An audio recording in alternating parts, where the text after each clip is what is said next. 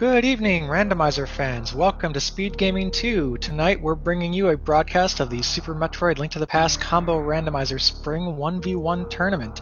We got some exciting action for you here tonight. This is the round of 8 in the bracket stage. Still a best of 1 elimination, so the winner of this will advance. We've got Ivan facing off against Pizza, and I'm here in the booth as Cheesenator, joined by Zeruvian. Zeruvian, how are you doing? We're doing well, and we are hyped up for this round of 8 to get going this weekend. Yeah, this is the stage of the tournament where just everyone left is so supremely skilled at this, all capable of really, really competitive times. Mostly favorites making it through so far, but Ivan actually beat his rival Andy to continue deeper into the bracket here. That's kind of one of the upset stories of the tournament so far, and arrives here facing Pizza. Pizza, one of the top sort of regular community race runners among the rando, definitely a top 10 talent, and I've certainly lost to him plenty of times, so I'm looking forward to the two of them just having a drag-out knockdown seed. I'm thinking, aggressive plays and tasteful sequence breaks and all kinds of route divergence would be fun for me to see. Yeah, we're probably going to see them look at the seed and have the seed tell them where to go, and then tell the seed where they want to go. And you're going to see some masterful execution, I would say, from both runners. Ivan, no secret, he is very good. And Pizza's been a bit of a surprise coming forward with the win last week against Hitaka as well. Yeah, I have to say I picked Hitaka for that one, but I'm not at all surprised. Pizza is in that echelon. And this is, you're going to see both a history of Link to the Past and Super Metroid running between the two of these come through with their execution. As you were saying, Ivan, he's been around since forever doing Super Metroid speedruns, has pretty high records on some of those leaderboards, and they're off. So, Zeruvian, why don't you tell us a little bit about this game and how it works? Well, we have Super Metroid, and then we have A Link to the Past. And what Total and our development team have done is they have mashed the two games on different memory addresses together and linked them at 4 different points throughout the map. So we are going to see both of our runners likely go to where the Criteria map station would be, and instead it's going to spit them out at the fortune teller right next to Lake Hylia. Mm-hmm. And that's going to be the first item we check. They'll hop into the water here and probably immediately reset unless they decide to go up to just walk to the house. There we go. So we got a bug net. I don't think either of them are going to be taking the time to pick that one up. So the reason we go ahead and step into Link to the Past real early here is if you look at the logic for the way this game is built, you only have one item you can get in logic, and then you can probably do a damage boost to get the ceiling item in Retro Bryn. But there is just so much early game stuff you can look at in Link to the Past here. No reason not to go now Kakariko.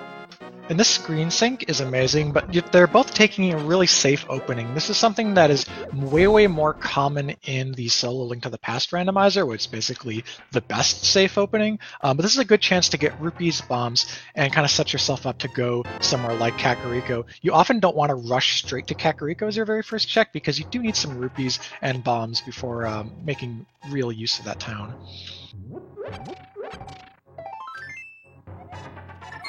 We are seeing that we're not getting a lot of love from the Secret Passage and our uncle here, so both of our runners are probably resetting to Sanctuary, and they'll take a north route into CAC. This will give them a few more chances to farm up. Gosh, we're getting a lot of missiles so far and not much else. They can farm up. There are bush crabs. There's another tree pole. There's the lumberjack check. They can kind of loop in there if they decide to do that, though some runners will put it off. And then Lost Woods gives them 2 more items before they finally get into the town.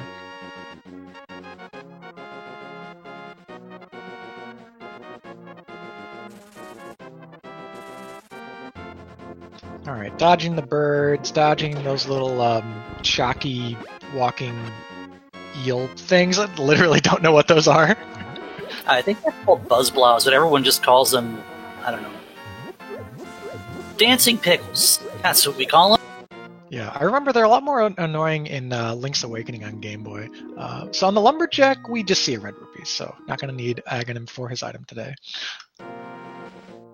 That doesn't mean the logic of the seed is going to have us ignore Aghanim entirely. It could very well be the intended way we get into East Dark World, but that will be a wait-and-see prospect. Alright, so the Lost Woods, once again, a little bit more in the way of the bush crabs, but they're just giving us hearts today. And then we have another tree pull you can get here, but I think we're kind of out of tree pulls for the time being. First pack of power bombs. Once we have Morph Ball, that'll let us break blocks and progress in Super Metroid. Yeah, that first pack of power bombs is going to be a nice thing to see. Obviously, our runners are going to be looking for more, and you need a Morph Ball to use them. Ideally, you want 15 to have a clean way around the Brinstar loop, be able to Crystal Flash through parts of Norfair, and if you never happen to find an Ice Beam, it's going to be great late game in Torian. Super Missiles, that opens up green doors for us in Super Metroid. We can't actually reach any of those doors until we have a Morph Ball, but it's required early progression for Super Metroid. So we got the two main types of ammunition out of the way. And we have no money yet, so we're hoping to pull something out of the well, maybe do a bomb farm here actually, which is what Ivan's going for. Oh, he's going to check the back of the tavern first, and then I imagine if there's not something in here, yeah, he's going to probably go over and farm a bomb and use the hut, because no money and no bombs.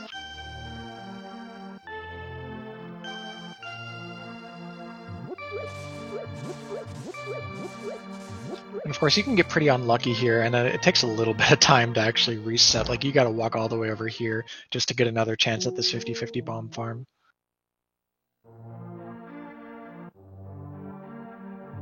And we see Pizza did get a lucky bomb, and there's one for Ivan as well. They're going to blow up this little rat's nest here. There's going to be 4 bombs, 1 in each corner.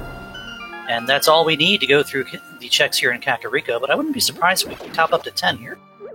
Yeah, I think it's worth going in a couple of times. You don't want to have to spend some of those precious early rupees on refilling your bombs, and you are going to need some for South Shore. There are 2 bombable doors to open down there, and bombs might be your only way to kill enemies. And ooh, that rat being very kind to Ivan, saving him some bomb farm time, gets him a drop of 4. In addition to all the items being randomized, your prize pools for killing enemies are randomized as well, and we saw both a 20 rupee drop for each runner and Ivan with a 4-bomb drop. Which prize pool would that be, do you think? I don't know a ton about the prize pools in Link to the Past other than the stun prize. I know that from seed to seed what enemies can drop I think is randomized. Yeah, it basically takes the... we have a little bit of a split here as they're going into the well and Blind's Hut, respectively. Yeah, this is the route divergence in Kakariko hype. Ooh, there's a bunch of rupees. So you were saying something about how the item drop pools worked? Yeah, it basically scrambles the items from the vanilla game, because the enemy types basically have their own drop pools, and they're all shuffled around between enemies here. Ooh, that is paying off big time for Ivan. Yeah, we're suddenly rich. Now, one of those big piles of 300 was locked by bombs, but the other wasn't, so someone could have done a quote-unquote aggressive check into one of these places that did have a bomb lock and have been rewarded with rupees to go buy them, but it's all good. They're going to end up being able to clear out these things without having to leave back of Blind's Hut or have anything sort of in the back of their mind for later. We did also see a mirror early here, and that is going to be a nice routing comfort later on as we go through dungeons. Yeah, mirror is a bit of early progression. Now, it doesn't do anything this minute, but once you can get up Death Mountain, it gets you to Hera, and it also speeds up some of the checks early. So, for example, if you want to do Dark Cross, you can go down to Zelda's Cell and just mirror out instead of Death Warping. You can also use the mirror to do the dam in a single pass without having to exit and re-enter. Yeah, they're both going to go ahead and take the expanded bomb capacity by the 10 here in the hut. That's a good call with all this extra money hanging around early. Yeah, and so they're totally synced up now. Pizza had that 1 bomb lead, which kind of let him get back on the same screen as Ivan. Ivan had been moving just slightly cleaner and had been a screen ahead at one point. Ooh, that looks like a wave beam, yeah, there on the library. So could be required, probably not hard required though, as you can break around wave beam in Super Metroid, but it's a really nice convenience for Torian, so you probably see them pick that up as long as boots aren't in GT. Yeah, and Wave Beam a good offensive upgrade that's not named Plasma into Boots, so if we do see Boots early, I would imagine our runners might take a little visit back in this way if we see a bottle as well. That's an Ice Rod, so no hunting for this item today. Ice Rod, one of the most difficult items to potentially locate in the game, given how many different places it can be. If Turtle Rock is a crystal, that just one fewer of those troll items possible for the late game. I know the meme is that, like, when you find an early Ice Rod, TR pendant confirmed, but I mean, there's really no predictive nature there, and I like to just stick with, I'm happy to have my Ice Rod. It's a weapon too, right? It's a weapon, and you get magic from the Uncle check, so like they can kill things with this.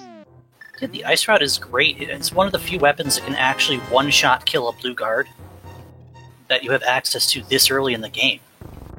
Yep, so that would speed up the front of escape check if either of them were to do that, which means that also with that mirror, that check's becoming more appealing.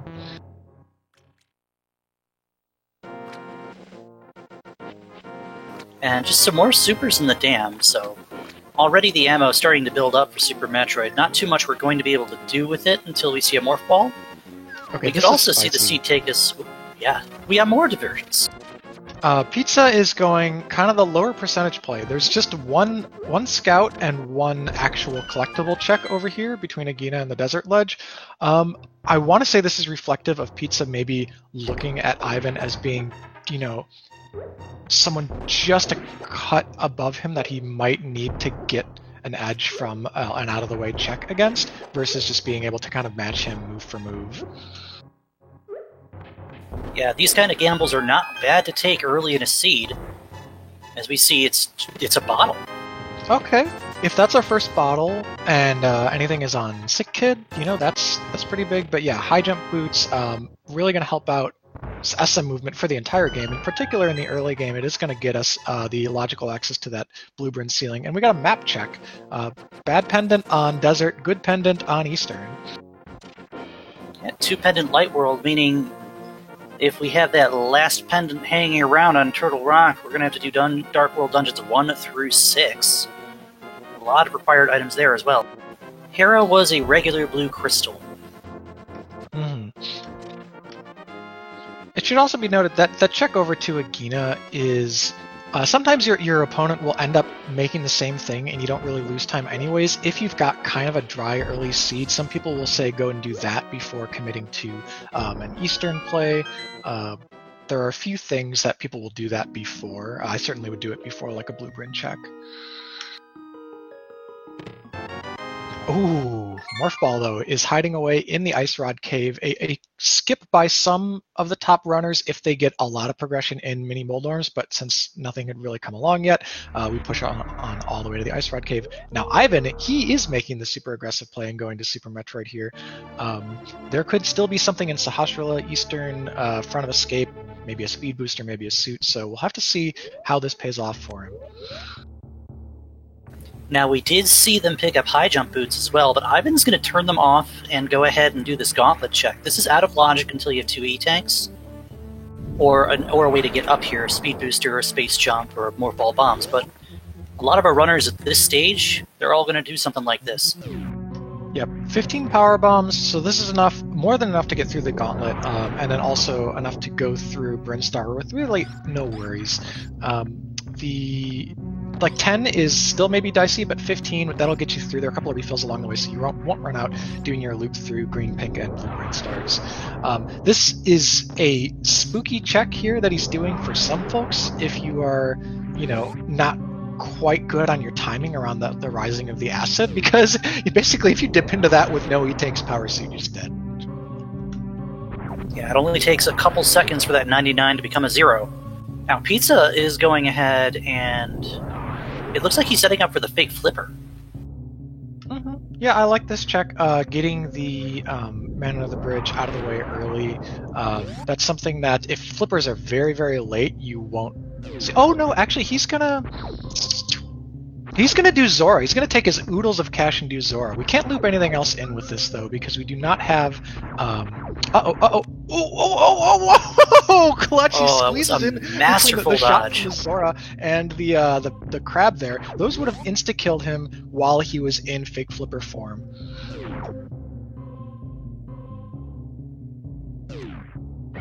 Yeah, I know how spooky that can be. So the back of Gauntlet, rather, having an E-Tank and a heart container for Ivan, so not required specifically right now, but they're going to make life easier.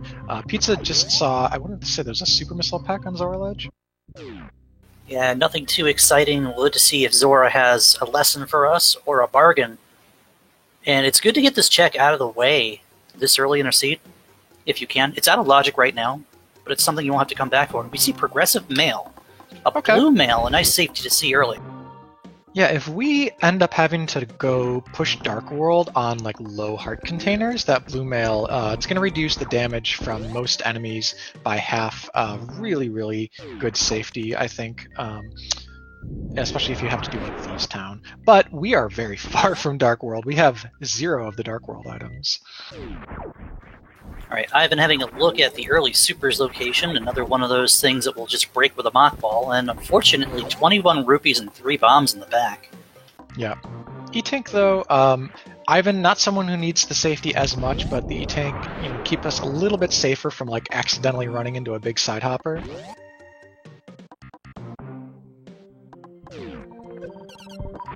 Alright. Sash's closet is full of power bombs, missiles, and missiles. Kind of disappointing. And Pizza decides not to push onwards. So Eastern is green pendant. I think I would have pushed on to Eastern, maybe because green pendant not being a required thing, you can save it for much later, and just kind of single dip this pendant dungeon. I really like the prospect of picking up a suit or a movement item or something before coming into SM. Speaking of movement items, Pizza not turning off his high jump. He's making these delayed wall jumps actually harder for himself, though he gets it on the 3rd try.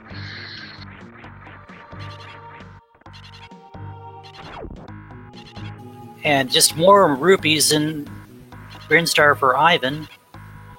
So we're going to see him climb into Big Pink and see if any of these checks have anything for our runner. So far, not much showing up in the Super Metroid side for all these early checks here.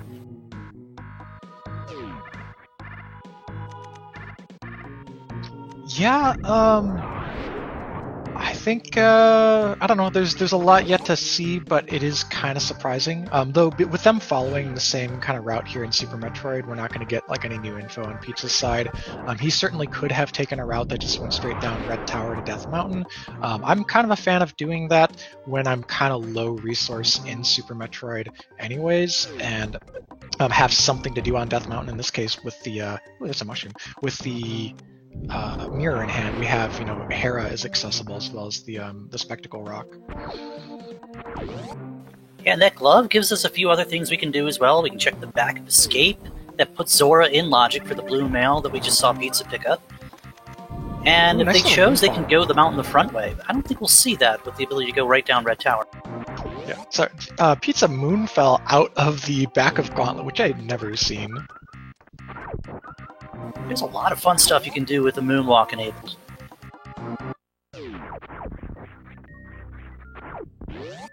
Yeah, Moonfall, actually a pretty late era Super Metroid trick as far as discovery and incorporating it into speedruns. I want to say it was 2017 or so that it started being used, and it actually dropped, multiple seconds off all the world records.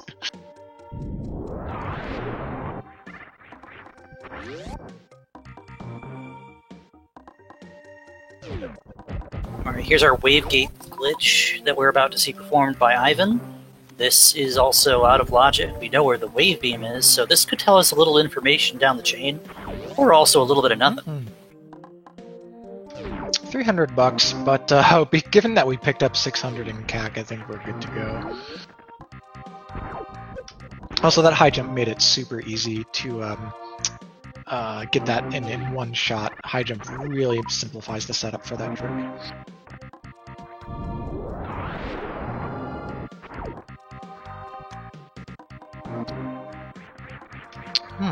Yeah, still kind of dry. So we could have someone go potentially.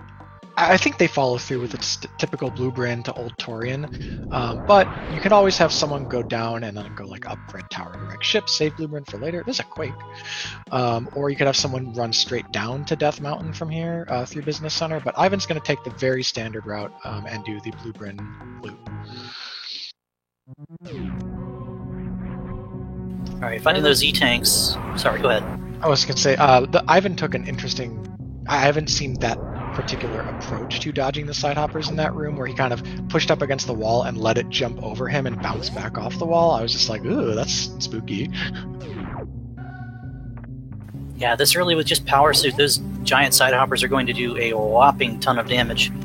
So fighting the E-tanks that we did in pink and green Brinstar is going to pay off a little bit here for safety's sake. Alright, let's see if this high jump was supposed to lead to anything, because this is going to be the first item that high jump actually revealed for us. Nope.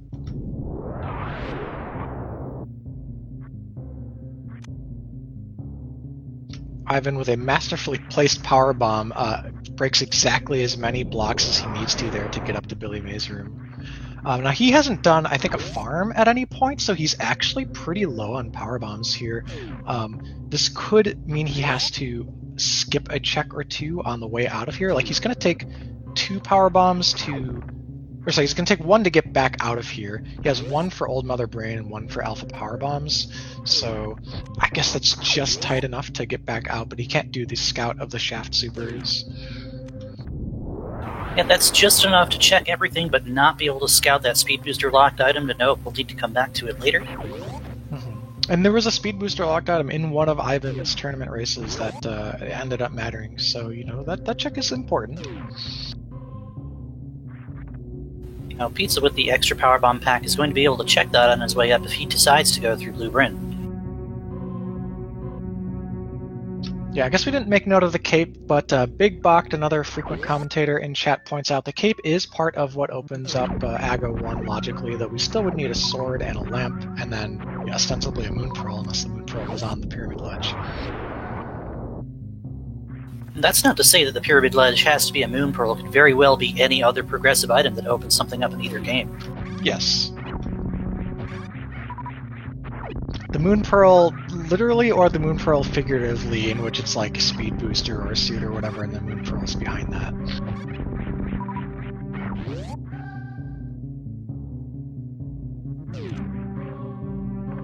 Alright, so you're basically seeing the same Super Metroid route for them so far. Pizza behind, not because of like playing the game any worse, but just because he did extra sort of assorted checks in Link to the Past. He did Zora, Desert, and Sahasrahla before coming over here. We see the final missile was just that, a vanilla missile pack. So we have one other check we could make up here, that is Bomb to Rizzo. And then we'll have cleared out everything in the upper parts of Criteria and Brinstar. Yep. With no power bombs in hand, escaping here requires an Alcatraz escape. Of course, this is Ivan we're talking about, but like I would never, ever, ever come down here without at least 1 power bomb left. Boy, so we got a glove and a Quake and a cape. Brinstar, hello? Yeah, not one you want to put off for too long, but not a lot going on for us here. So we'll probably see both of our runners, once they're done with their respective checks, take the right way here and go down Red Tower.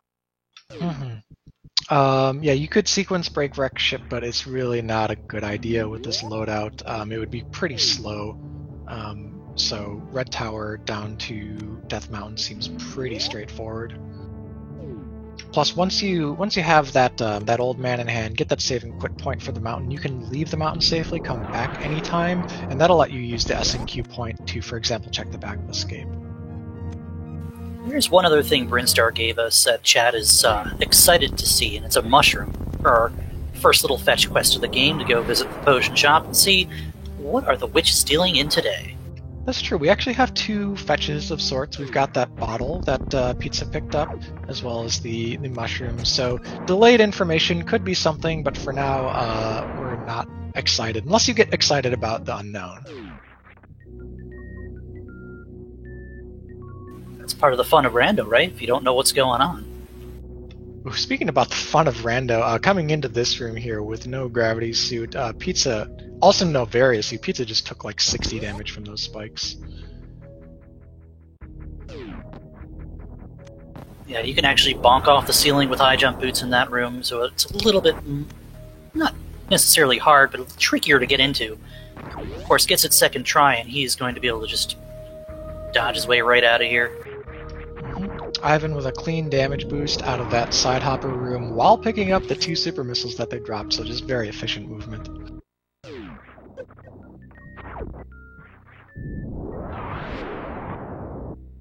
Oh, alright. This changes a lot, because now there's suddenly 3 really defensible ways for Ivan to go. Ivan could continue the standard clear down to Kraid. He could, from this position, very easily just divert up to Wreck Ship. He's not going to. And lastly, he could enter Meridia through the tube. Yeah, Gravity Suit just opened up so much of this game. With high jump boots, that is logical, like normal mode Wreck Ship, because with high jump, without doing any fancy tricks, you can just run and wall jump up from the bottom of the right side of the moat to get into Wreck Ship. I think I like the call that Ivan's making to just keep to the standard lower parts of the world. It's very easy to realize that, Wreck Ship, 1 ship reset away. Mm-hmm. Yeah, Wreck Ship is always close. Additionally, by coming down here, you're not leaving anything behind because of an item you haven't collected yet, whereas they could go to Wreck Ship and then find that there's a speed booster locked item and wish that they got a speed booster that was behind Kraid, for example.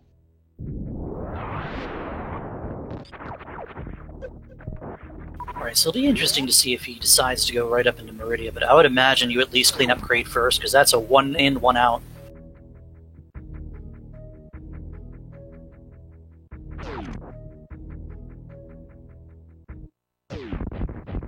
It'll be interesting to see if Pizza does anything different as well, because we know he's going to pick up his gravity suit and likely go back down Red Towers, same as Ivan did. Yeah, I think, like, if knowing my opponent, if I get the gravity suit at that point, I'm probably thinking they don't immediately rush Wreck Ship, and if I want to try to differentiate my route, I could try to push it. If you're just trying to think, like, I don't want to follow in the literal same footsteps as my opponent because, that's not my path to victory.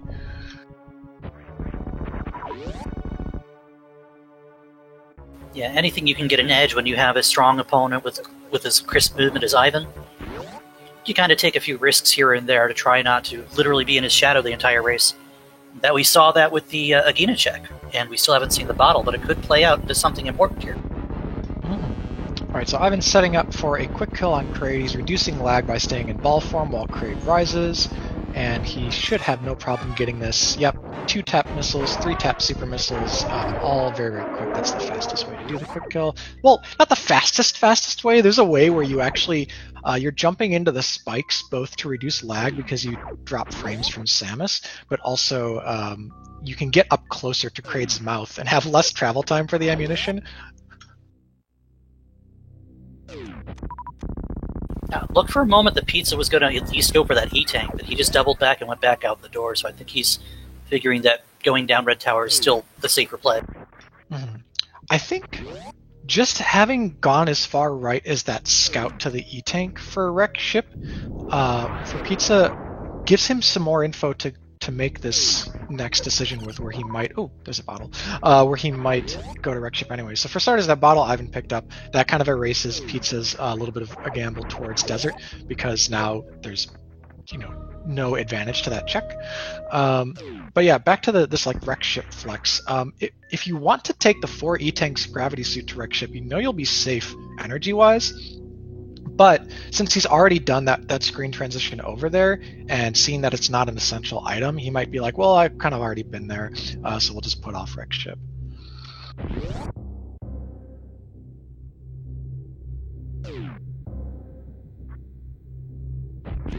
Alright, Ivan's going to go ahead and hell run over to the Ice Beam location. This check is safe because even though if you look at his energy, he's kind of down. This is a 3 E-Tank logical requirement to check in hard mode, so there's a reason that you would need at least that many because of the amount of heat damage that you take. But he's got enough ammo to do a crystal flash to recover his health if anything were to go wrong.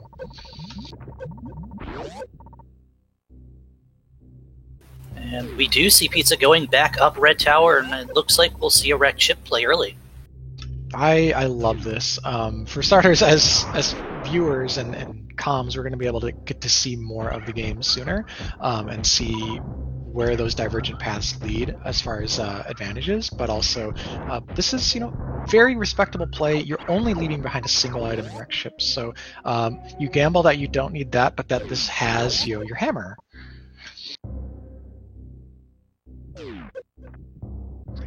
Pizza, though, without Space Jump, he actually gets that scout off. You don't often see people scout that not ceiling, but sort of mid-tier ocean item in here without Space Jump. But Pizza took a look. It was a piece of heart. Yeah, with high jump boots or Space Jump, you can have a good look at that. If you didn't have either of those items, then it's blind until you get above the sky. We see a flute here in Business Center. Okay, flute's good. Flute doesn't specifically do anything new for us now. We already had Death Mountain access, but once you can pair Flute with Titan Mitts, you can get down to the Mire area. Now that is a Dark World location. However, we have a mirror, so we're mitts away from being able to check Checkerboard Cave, which is a fun spot to have your Moon Pearl or what leads to it.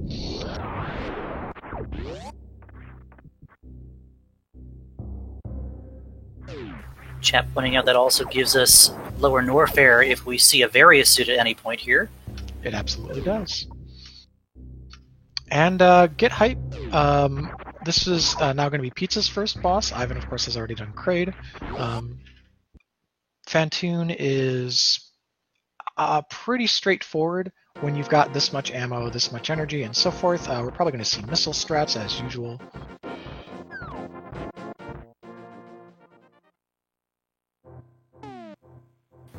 Pizza's going to go ahead and set up for some Doppler strategies. Mm-hmm. You got a slow pattern that was a bit unfortunate. You want to see fast and mid patterns from Phantoon, but you are 50% at a given round to get a slow pattern.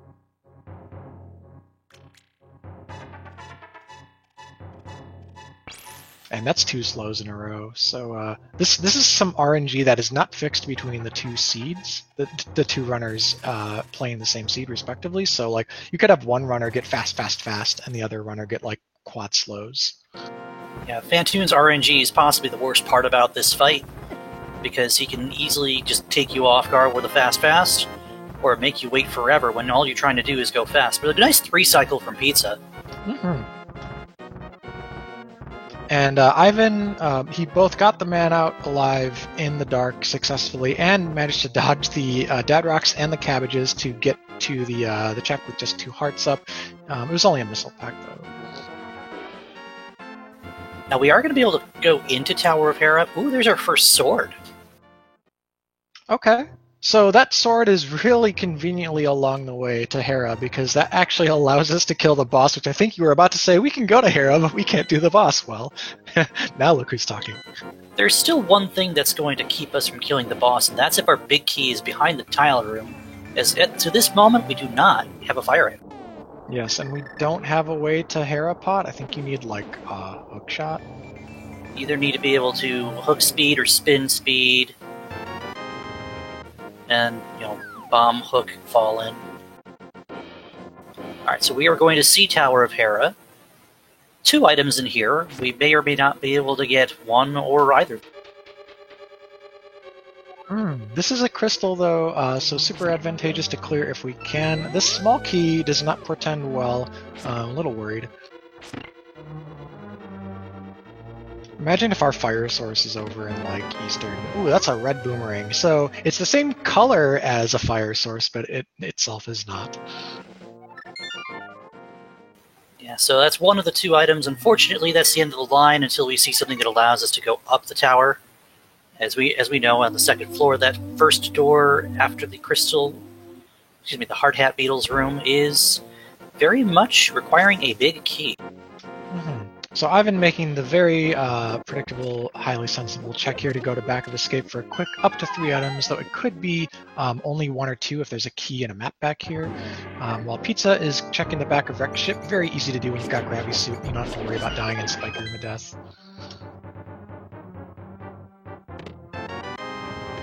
That's a hammer on the E-Tank item. Oh boy. Big plays. Okay, so Ivan, first of all, he got a key in the back of escape, which he could have taken to go check across, but he's opting for maybe turning in this bottle, it looks like, and activating his flute. So he's got 2 reasons to go to Kakariko. But Pizza making the big plays. Hammer, now we are 2/3 of the way into the Dark World. And we have East Death Mountain access by Hera. Yeah, that's 8 checks that opened up that he's going to be able to get right now that Ivan will not until he goes into Wrecked Ship. And yes, you can look into the Dark World a little bit. Without a Moon Pearl, there's only so many Super Bunny shenanigans you can actually do. Yeah, there are a few ways that Ivan could, however he routes from here, find sort of equivalent progression to what Pizza just saw. Let's say the Moon Pearl is somewhere that they both come across, but then Ivan gets Mitts while Pizza just has the hammer. They can both get into and do a lot of a major Dark World loop, leaving behind different things. Alternatively, Ivan could find... shoot, what was I going to say? Hammer. Oh, right, he could find a hook shot. If Ivan finds a hook shot and there's progression on East Death Mountain, then it doesn't matter how you get there if it's with the hammer or the hook shot, right? So there are alternative ways for Ivan to get to a lot of the things that this hammer is going to open up for Pizza. Alright, so we saw just a little love from Sick Kid. And Pizza, I don't remember him checking the ledge when he came down to Akina earlier, but we see it's just a power bomb pack, so nothing too important behind Desert. We saw our second single ruby in the worker robot room for Pizza. So what he's going to do now is he's going to have a scout of this item at the Wrecked Ship Reserve. We know we might have to come back with a speed booster later. Turning off high jump because it is very hard to get these mid-air morphs with high jump on. They're hard in general, but they're like impossible with high jump on. Okay. So Pizza's ship does not see him leave behind any locked items and does see him get a required item. Hammer will always be required to end the game. There cannot be enough pendants rolled that don't require hammer. Plus you need hammer to... Well, there are parts of GT that need a hammer. I don't know if it's actually hard required for GT.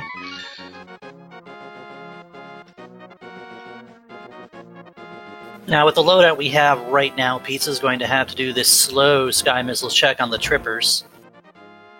Yeah, with high jump, he'll be able to jump from platform to platform, or just do that. I was going to say be able to jump from platform to platform without having to wall jump.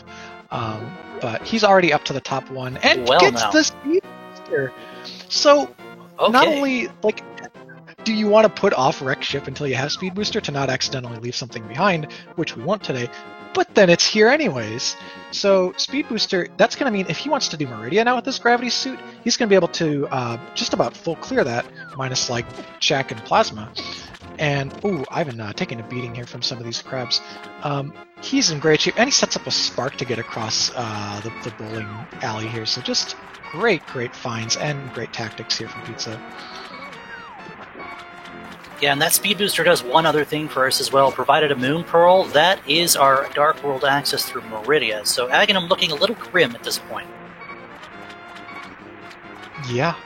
So, wow. Lot of the game opening up gradually for Pizza. Moon Pearl, of course, is still the clutchest of finds.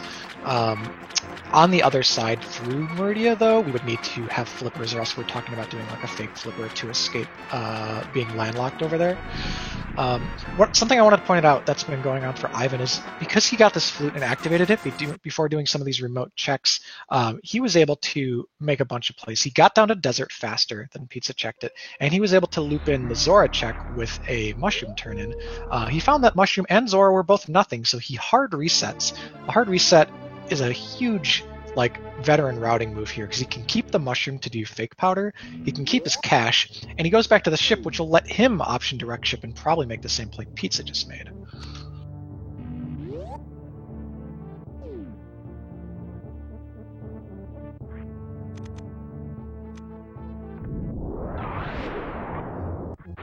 Alright, Pizza still has the option to go right back down Red Tower here, which I think we'll see.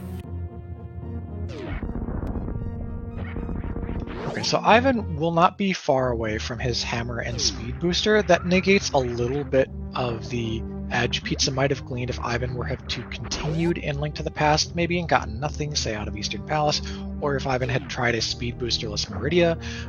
But Ivan, I think he also knows that you want to go to places that have boss kills for starters that you can do, and Wreck Ship is one of them, but also that you leave behind the fewest amount of items. And Meridia, with what he had, he would have been leaving a number of things. So he knows that like a 95% Wreck Ship clear is better than like an 80% Meridia clear.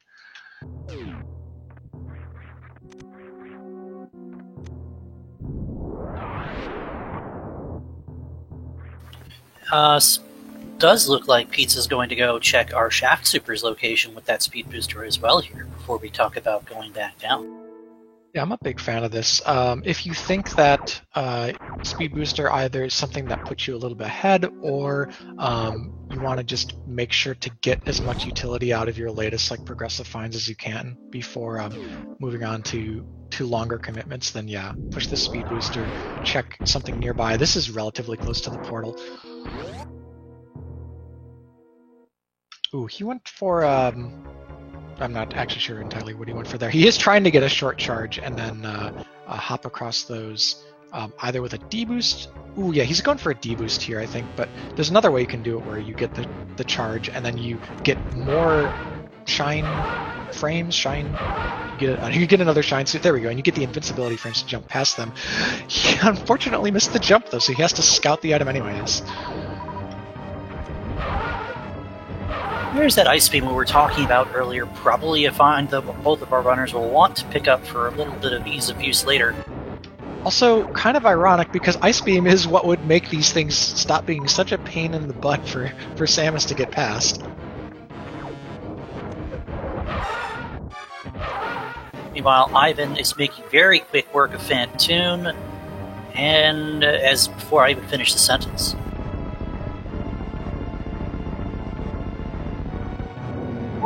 Okay, so Pizza, because of all the acid damage, all the hits from those little hopper guys, and from the Shine Spark, and not having Various Suit, which meant 60 damage per spike hit, he set himself up to actually come out of there with only 2 HP remaining. Cannot take a single hit. He's actually taking a safety save through Link to the Past here, though we might see him immediately go back to the ship, though I think he's... Yeah, I think he's just going to stay in Link to the Past, and when he goes back to Super Metroid, he'll make sure to go refill first. Yeah, I would think this is going to be a mountain play from Pizza, going up with the glove into the dark. He hasn't done back escape yet with the glove either, but he's going left. Yeah, I'm a little surprised he's not just immediately diverting right there, back of escape, one of the fastest checks. He's doing something. Making a play. Maybe this is Old Man from the bottom. This is Old Man from the bottom up because he didn't go through Business Center to do it in reverse. This again will be in the dark, but I'm sure he's familiar with this pattern as well. You drop down here, you kind of push yourself to the right a little bit, go down right some more, up and then right, and he's using bombs to help him navigate, so he's going to be okay.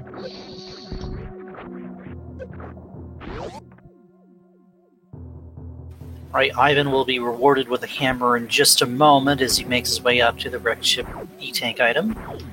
And Pizza in the dark using bombs to get through. Yeah, he already had the Old Man before you even mentioned that he was already moving diagonally at that slow pace with the man. Ivan picks up his hammer, so... Okay, not too much fear about the cabbages and the dead Rex here though for Pizza, because he's got that blue mail and he was at basically full hearts.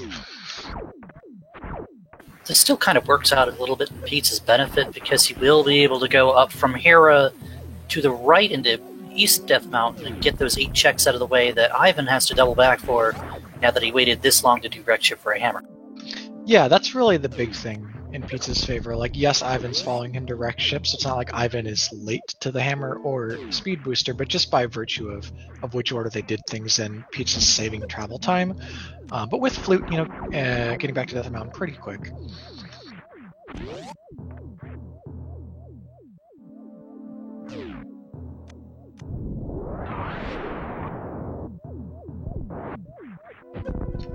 Question from chat. Giratina Kyurem, I think that's a Pokemon reference, asking if there are any troll items yet, and honestly, I would say no. It's been pretty straightforward progression. Didn't have to go super far out of our way to find anything.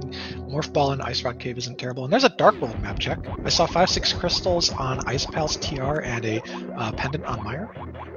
So, hate to disappoint you, chap, but no Ice Rod hunt when the Ice Rod is going to be required today.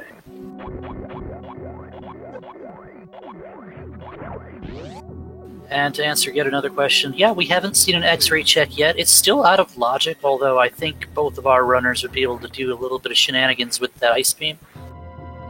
Yeah, and high jump as well makes that final jump a little bit easier, but you don't really want to go in there without Varia, just because of how much damage you take from the spikes if you do happen to mess up.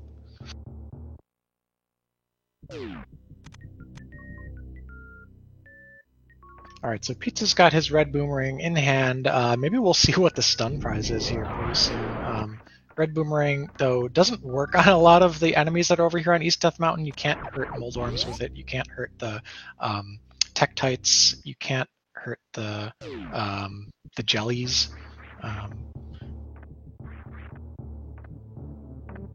Speaking of X-ray, there is the scope itself on the island. So unlikely to ever be picked up because the time save from using X-ray on some of the bosses that haven't been killed yet does not balance out how long it would take just to go through that particular cave all the way to the back.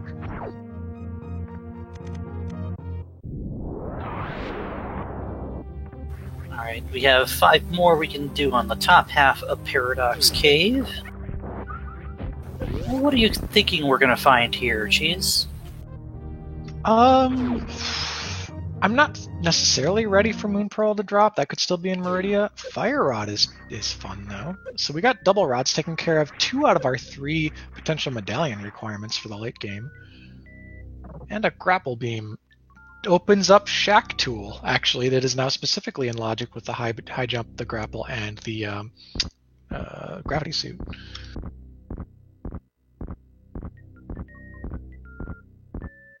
We're already seeing both hype for Shack Tool and death to Shack Tool in the chat.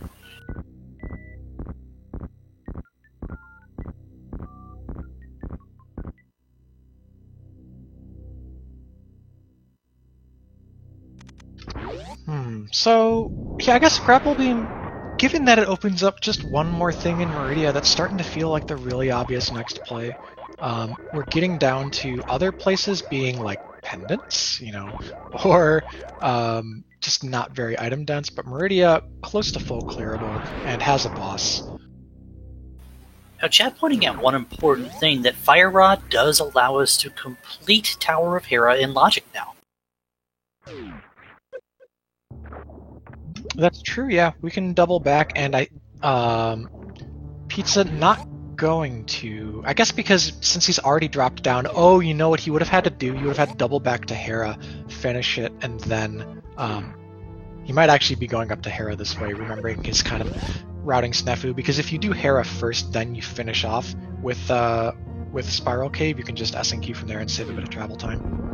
No, he's going into Methodist. He's going to bet that the item remaining in Hera, not required for a while, it's possible that at the very end of the game, you just go mode Hera when you pick up... Like, you can use the mirror from right before Ganon's Tower and do Hera as your very last crystal. Yeah, it's a pretty keen routing decision since you already know you have to do Turtle Rock, and the chances of that one item being left in Tower of Hera being important, I wouldn't say they're very high at this stage. There's so many other things you can do in Meridia. Also, both players getting some big energy refills here. Pizza came into Super Metroid with no HP, but got that clutch E-Tank at high jump boots, while Ivan just got a 5 E-Tank plus 1 reserve fill up at his ship, so they're both sitting pretty on energy now.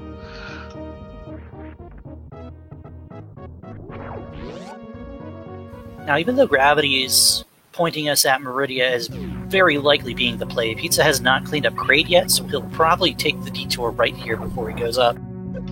But that's actually good for him to be able to do on the way.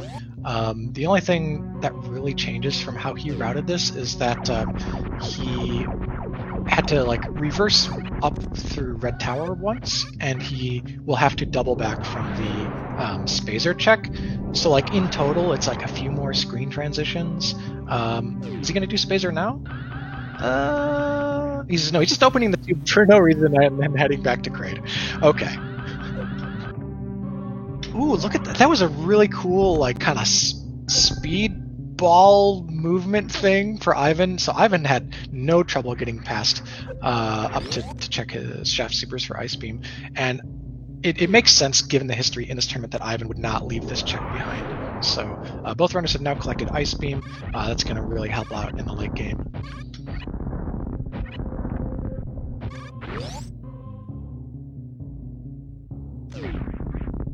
Well, Ivan going back down through Retro Bryn.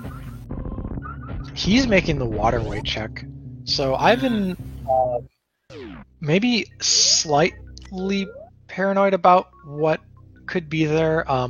It's true that we're somewhat limited in what's remaining in the game, but he hasn't seen East Death Mountain yet. I would maybe have put off waterway until doing a few more of the dense spots in his position, because I don't think he needs to gamble. That said, if waterway is Moon Pearl, like, it will be the literal last place pizza ever goes.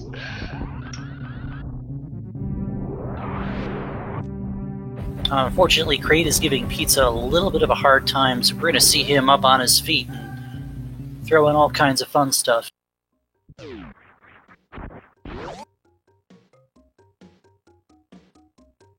Yeah, Kraid has one of the biggest gaps in, like, percentage of total time fought when you're talking about, like, doing the quick kill versus not. Like, quick kill, he's dead in a couple seconds, and if he stands up, you could be fighting him for a minute or longer.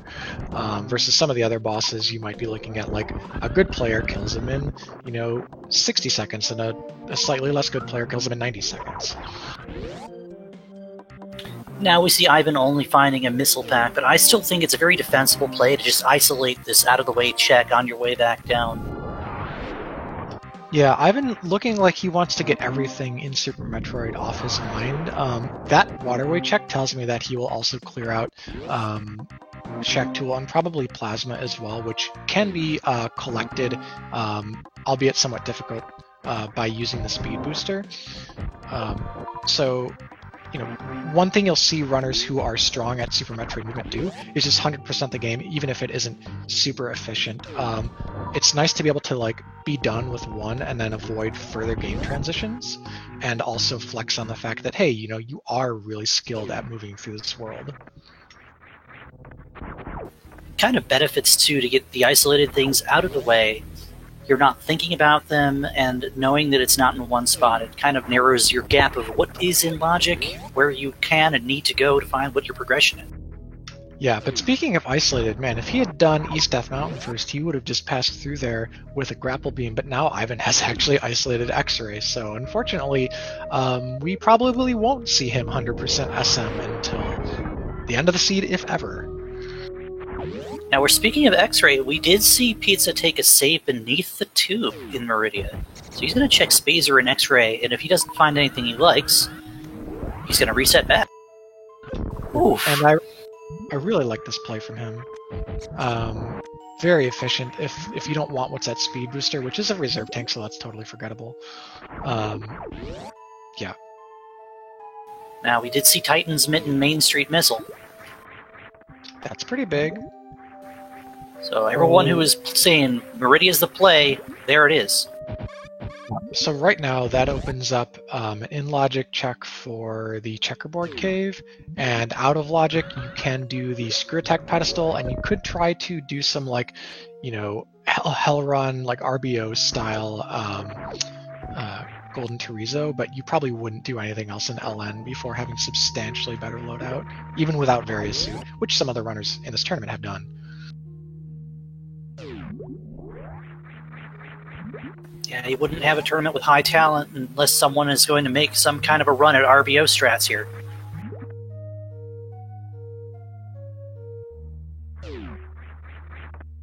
And Pizza, for his trouble, will find another pack of power bombs. So, interestingly, that he took the save, he's going to check Waterway as well.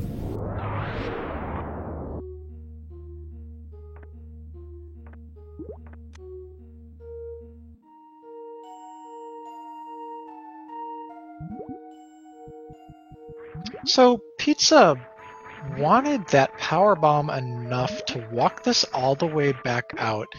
The only reason I think you would want to... Oh no, oh wow, he's doing like the super mega reset route. He's actually going to clean up Waterway too. He doesn't want the power bomb. He just wants to continue onward. Really smart. I've actually never seen this specific play where you use the save and quit or the reset point to collect all three of these checks in a row. I've seen X-Ray plus Waterway done together. I've never seen someone do Spazer plus X-Ray plus Waterway into a reset. So this is probably the most efficient possible way Pizza could have cleaned up this game. Yeah, it's actually really sharp because we know he's going to reset, and that saves a lot of travel time going right back down. We saw half magic for Ivan. Purely a luxury item, but definitely one that you will pick up if you see it in your way more often than not. Also, chat correcting me, Pizza did not come out of X-Ray with the power bomb, so he did not want it. Again, that was all just to continue on to Waterway. So he actually will lag behind Ivan to... Ooh, look at that. Oh, almost had it. Ivan got a really cool short charge there. Pizza's lagging behind Ivan in like Meridia clear time, but he's got that big advantage in routing efficiency from having done East Death Mountain already.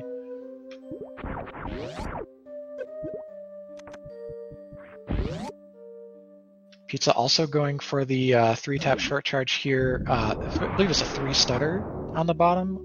He's tried a couple times, hasn't quite gotten it. 4th time's a charm, alright, and he picks up his Titan's Mitt.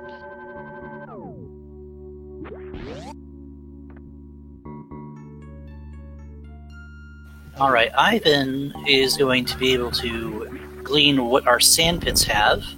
But first we see what's in Aqueduct, 50 rupees, and more super missiles, so nothing doing here either.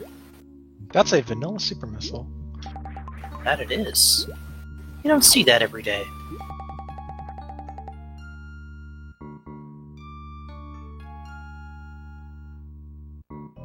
I've been doing a little bit of a speed up trick there. Morph and unmorph, and Samus's vertical position will lower more quickly while dropping through those watery sandy waterfalls. What do you call that?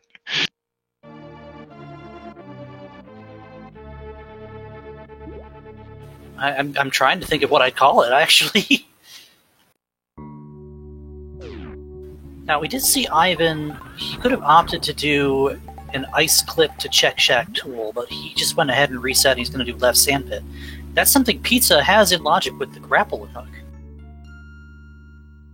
Yeah, at this point, that would be the biggest possible edge Pizza could get, would be something on Shack Tool.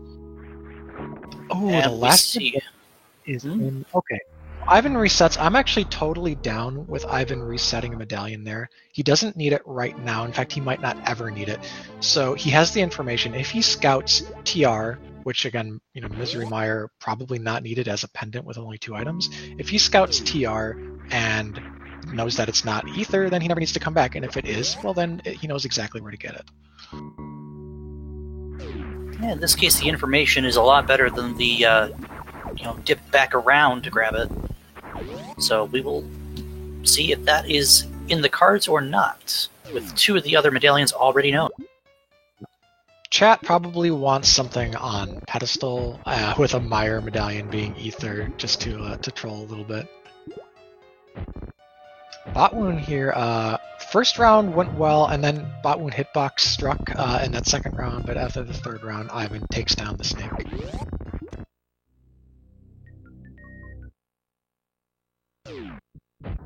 Oh, chat's saying Ivan will grab that on the way out, and it's true, you can conveniently route a sand pit on your exit from Meridia, and you can also route it in with Plasma to a degree, though if you were planning to reset from Plasma, I don't think you would do that, because right now leaving through the Link to the Past portal doesn't do a lot for him.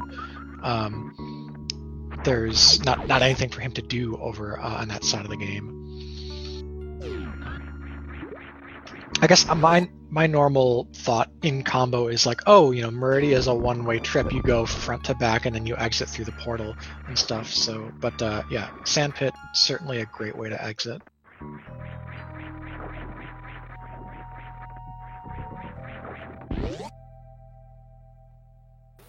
See what we have hiding in the wall here at Precious Missiles. And it's magic powder. That's interesting as well. Yep, that's a good safety, and it does open up logical magic bat, something that Ivan could have taken his mushroom to go and fake powder at. Pizza hasn't turned in his mushroom at all, I don't think, so he would have been able to just do it with the fake powder straight up if he wanted to. But whatever, we have powder, Ivan's onto Dragon, and Pizza is not far behind.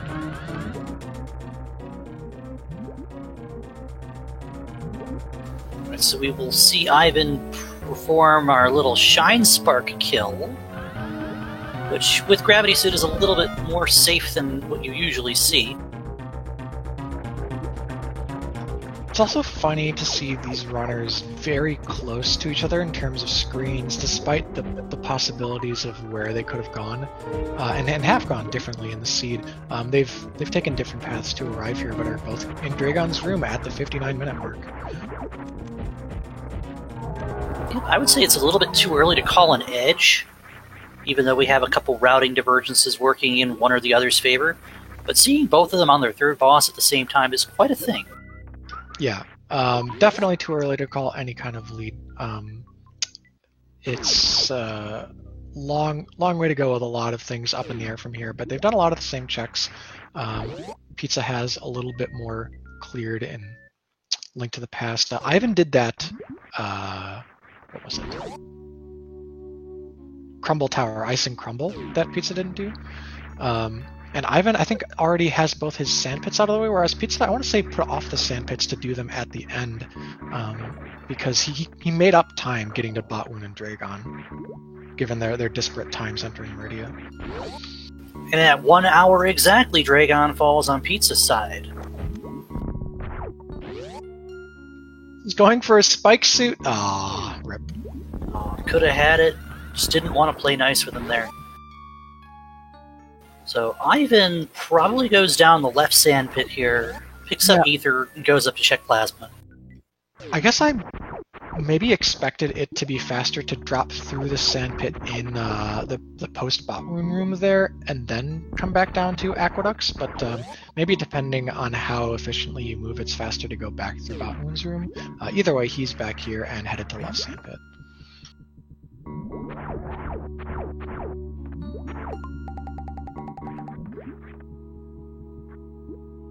Chat waiting for progression at Moldorm. Hey, it could happen. That would certainly funnel them both back to the same spot, probably full clearing the game before doing so.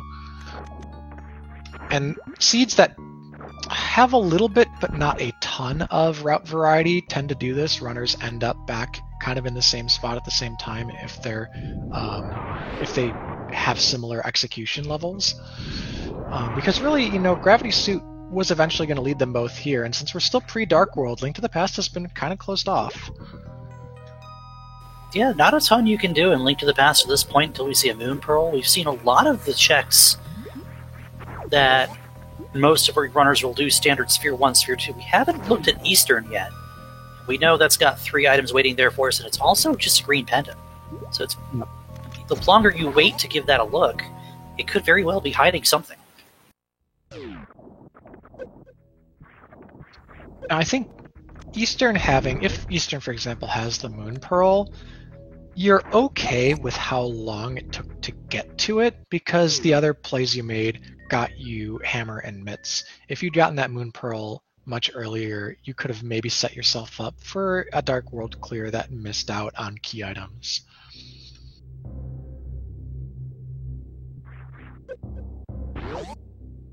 And Ivan transitioning games, so he's probably headed over to East Death Mountain now, and we'll catch up on his fire starter package, and we should see him clean up the Hera Crystal, I think.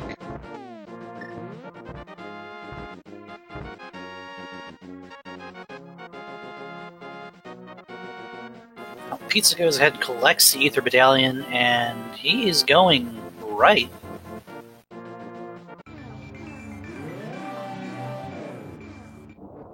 And this will be the Plasma check. Yeah, and I'm wondering if this will be the full wraparound. Like, the way he's done this with saving and going through the pits and stuff. I guess that was his first check of the ether. He didn't know he was going to be getting something in that pit that he potentially wanted to keep. So what we could see here is like plasma turns out to be nothing. He resets. Then he could do left sandpit again, collect the ether and go to Shack Tool, and then head out from there. It's always awkward having that balance of like keeping versus resetting stuff when you want to do these extraneous long distance checks in Shack Tool and plasma. Alright, getting the reset, and I don't think he's checked the right side yet either. Oh, that's true, yeah. So right side to Shack Tool to, if it's nothing, reset to ether to leave. It's slow, admittedly, and some runners, their philosophy is, you know what, forget the out-of-the-way stuff, like Shack Tool, Plasma, Waterway, X-Ray. We're just going to leave those behind and assume we don't have to use that travel time. We can reclaim those minutes in most average seats and get them on our opponent. But a lot of the tournament runners have played very, very safe and gone for more of a full clear approach, not wanting to lose to that one bad location.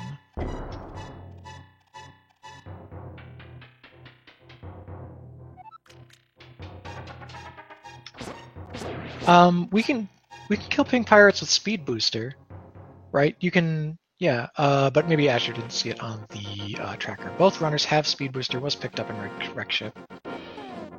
Yeah, the only thing about that is it's not logical to do short charges in this plasma beam room, so it would expect you to have, the plasma beam itself screw attack, one of those, insta-kill, a charge beam even to do pseudo screws.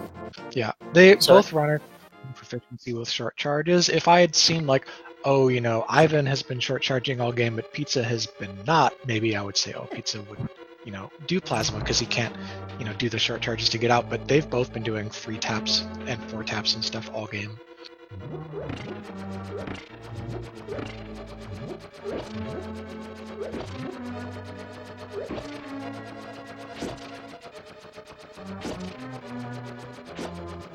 So I've been making the call to go up Tower of Hera with that fire rod. We only know that it's crystal. We'll have to come back later if we don't do it now. But there's only one other item here. So again, funneling into just single isolated checks for both runners. You see missiles at Shack Tool, nothing terribly surprising. Yeah, so Meridia had the mitts, otherwise came up kind of empty. TBD on whether that ether is required for us to win the game.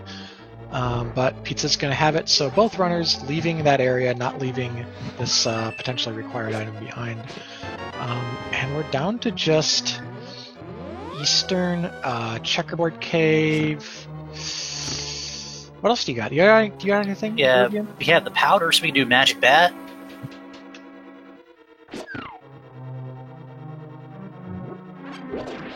I think you're running kind of dry after that.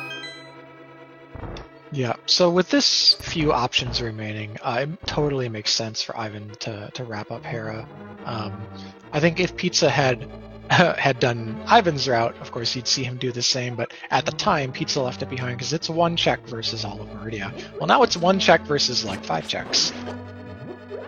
Chat pointing out a couple other things. We can mirror into Desert from the Mire area. That isn't logic. Dark Cross without a lamp is out of logic, but we can still see our runners go ahead and do the front of escape, because we have not seen that to this point either.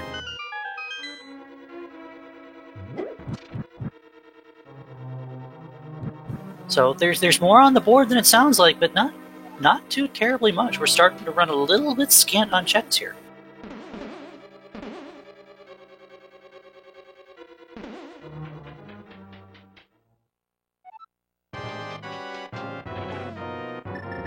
Alright, Moldorm, probably not going to troll us today. We have the Hammer, which is a pretty quick 3-hit kill, and by using the Hammer as opposed to, say, like Master Sword or Fighter Sword spins, we don't have to put ourselves in that slow-moving position where we're vulnerable to getting knocked around by a bad pattern. And easy, Ivan, 3 hits, didn't even take a hit from Moldorm. Oh my god. Alright, thank you for coming back to Moldorm. So, this is really important. Pizza could have still gone to Eastern and done some of the other cleanup checks, but because this is the only crystal open right now, he's prioritizing the boss kill that he must do. So thankfully, Pizza's not going to be more than 2 minutes behind to that Various suit. Yeah, and we still have the added,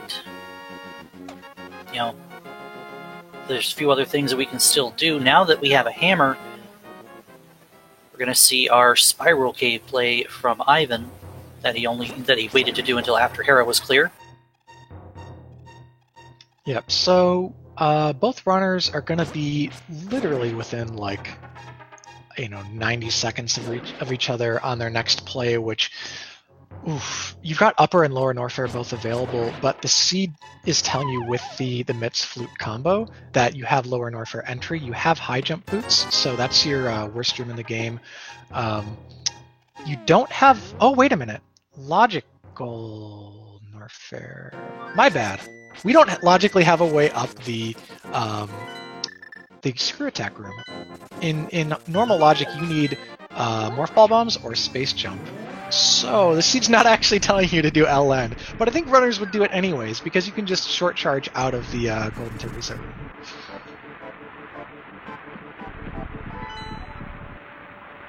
Yeah, to answer chat, for logical purposes, Speed Booster is not considered a Can Fly in normal. It is specifically either the Morph Ball Bombs or the Space Jump. Speed Booster does have a couple things that it puts in logic. For example, the Gauntlet will look for a Speed Booster, but as for Lower Norfair, it's not expected to climb out of the Screw Attack room. And it looks like we might see Ivan do exactly that anyway.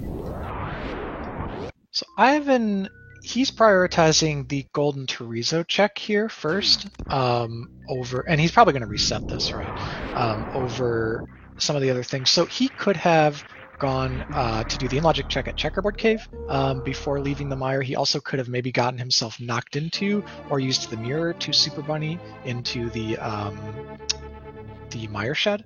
So there are a couple things down there still to do. He's going to fully refill his ammo and health, which tells me he's going back down there with the intent to get those couple of checks cleaned up and then proceed through LN, I think.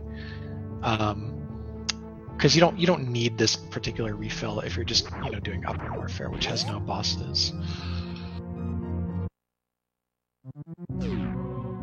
Yeah, and it's actually a pretty sharp routing call to go through Lower Norfair. If you're that comfortable fighting Ridley, which I would imagine our runners are, you go ahead and take care of the Space Pelican, and then it actually puts you right at the double chamber room at Bubble Mountain. The single chamber, rather, excuse me. They're right next to each other. So go ahead and clean up Lower Norfair, and then quite literally clean up Upper right after the... So Ivan doing what I expected. He's going to use Mirror to... Never mind, he's going to... Oh, he's just dodging the Murder Dactyl. He mirrored there to reset it so it didn't jump after him, because he would die in one hit to that thing. And he's going to go... walk his way around a checkerboard? No. Okay. Wait. Oh, there he just remembered. I think he heard you somehow. Yeah, he was so close to going into that portal.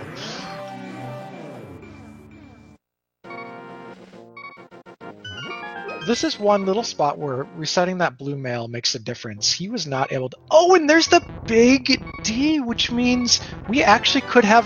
Wait, no lamp. Oh, I keep getting excited. We can't actually collect Green Pendant in Logic yet, but that's not going to stop them from doing Eastern. Oh, absolutely not. They're going to go ahead and clear it out if they so need feel the need to do so. And did Pizza ever activate his flute, or is that what he's doing right now? Looks like it. No, he's doing his Sick Kid check. I think he already did his flute maybe, but he's doing Sick Kid, and he's also got Magic Bat over here.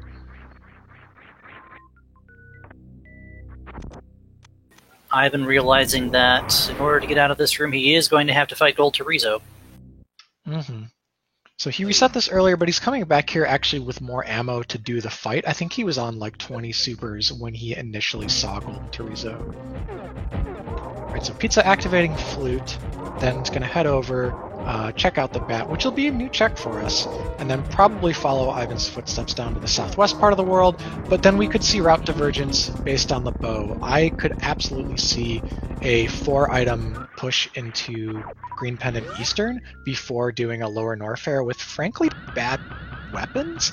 Your defensive loadout is fine and your movement loadout's fine, and you've got super missiles for Ridley. I don't love the lack of like screw attack or plasma at my skill level. Not that it matters for these runners. Yeah, plasma, screw attack, even wave beam would be nice items to have down here, but I would imagine that with the amount of experience that Ivan has in Super Metroid, he's going to be playing a nice game of keep away with our key hunters going down into Wasteland. Ooh, yeah, pizza. I love this. Oh no, he walked in before letting the murder bat hit him. Murder dactyl, rather. He's trying to make this out of logic check of the Myers shed, which is something I really like to get out of the way before leaving the area. He's going for the first frame press the mirror to activate Super Bunny glitch.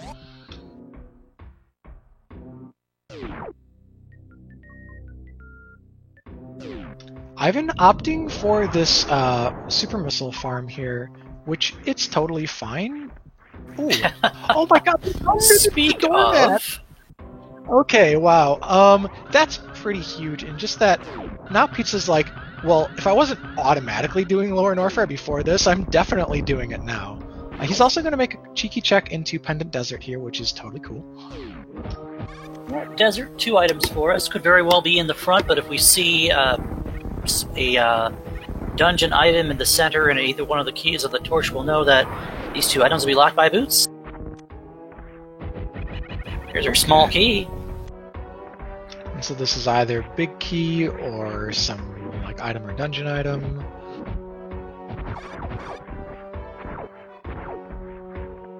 It's big key, so it actually means that if he wants whatever one item he's going to get out of here, he has to walk a little longer. So this is clearable without boots as a pendant, but it's not logically clearable because the game expects you to like waste that key and actually need the boots to get the one on the torch. I've been taking a fall after Mickey Mouse Room's going to have to go back around this Golden Pirate section. Yeah, that's the worst. Go back through the lava pillar. Yeah, unfortunate, especially when you don't have some of the stuff like Screw Attack that speeds up those few rooms. Gonna use Speed Booster though, clear out of here. This room is very interesting. You don't end up in it a lot anyways if you're not like just fumbling your way around vanilla. So some people in Rando, they get there and they're like, how the heck do I get out? Maybe I just have to clear all the enemies. You only have to clear like a fraction of the enemies and then the door lights up. Yeah, anyways, I'm pretty sure that number's 5 actually. Something along those lines.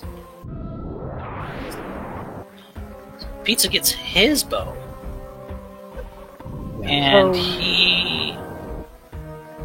Pizza, you already did this check. Oh no! I have never seen the double dip Agina before, but maybe I don't watch enough Link to the Past, Rando.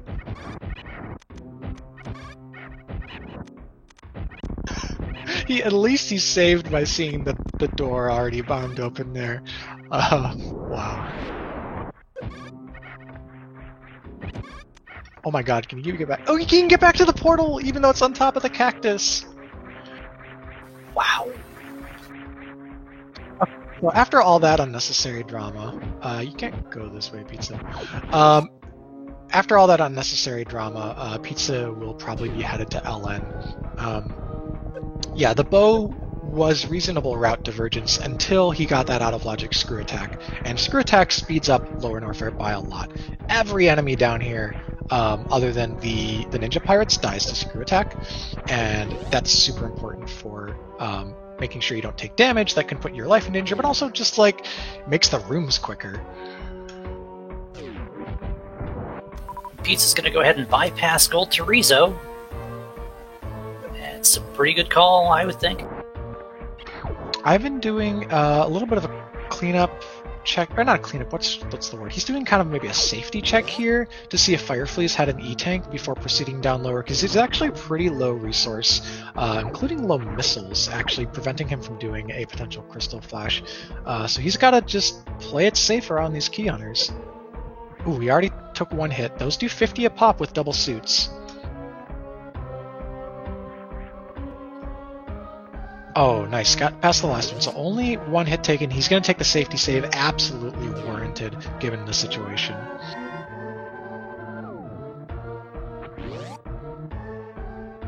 Yeah, and you see folks in chat asking, where is our Moon Pearl? We still have all of Upper Norfair that is in Logic that we could have checked as well. Keeping in mind both of our runners decided to do a couple different shenanigans to get down here to Lower, so the Pearl, if it is down here, is locked behind likely a space jump. Yeah, and the logic, I don't know if it's this version, small sample size, or if it's just like combo gonna combo, but I've seen this tournament specifically so many seeds where Super Metroid was full clearable before Dark World was accessible, and even if Dark World was accessible, like runners do all 4 SM bosses before doing much Link to the Past, and it's true that Go Mode opens up faster for Super Metroid, but oh, this is a Master Sword. So that's actually Sword Go Mode too. So we're going to get into Link to the Past Dark World. Once we have this Moon Pearl, we'll only need Flippers, Hookshot, Red Cane, and then like potentially a boot for like a torch in GT or for a pedestal check or something. Yeah, that's about right to me. Like all 3 medallions already cleaned up, both the rods. This is going to be one of those dicey. Like this happened in a number of races where runners get to the Dark World, right? They're like Go Mode -2 or 3 or something. It's like, well, what do I do now? Like I don't need that many items, but I've got the full Dark World open to me. So how they route that will be interesting. We've seen them funneled through kind of a linear clear of Super Metroid up to this point, but then they're going to probably branch off in very different paths once they've got the Dark World available. Alright, now we see Pizza is right on the heels of Ivan and making quick work of these Dusgigas with that screw attack.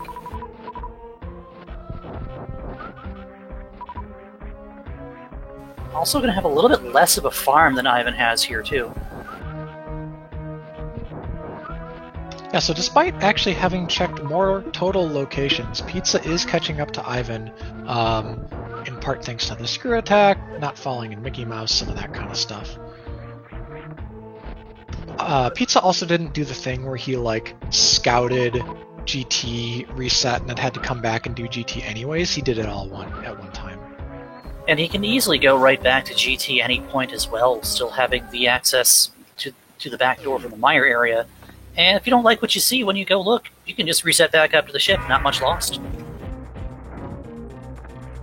So Ivan's on Ridley, famously like a difficult fight for more casual runners or newer rando players where you might want a lot of safeties, but a little bit of movement freedom and 30 supers is more than enough for veteran runners. They don't have charge beam, so no real fallback. You've got to get there with the ammo pool you've got, so you can't miss much, but we really came in here with a surplus of ammo, so Ivan's fine.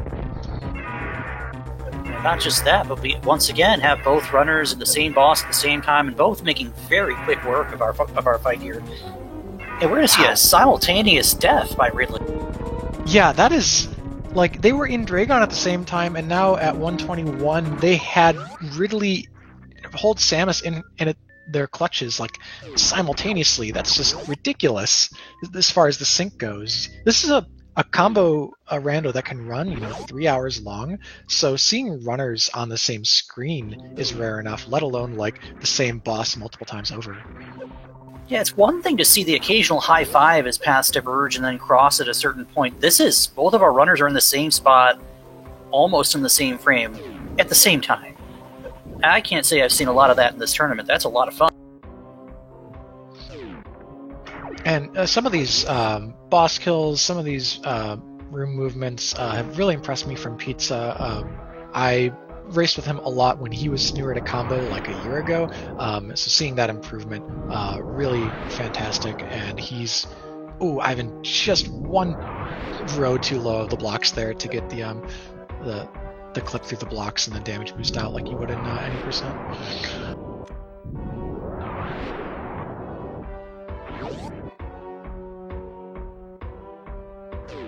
As far as checks different, so Pizza's already done Magic Bat, but has not done Mushroom. He also has gone into Mire's Shed. He's done Plasma and Shack. So actually, Pizza does have an exploration lead, I want to say. Yeah, he also went and scouted out Shack Tool and found just a missile. So if anything causes Ivan to have to, start digging around at some of these isolated locations, Pizza's going to have a slight edge. That's right, and speaking of isolated locations, he also has done X-Ray.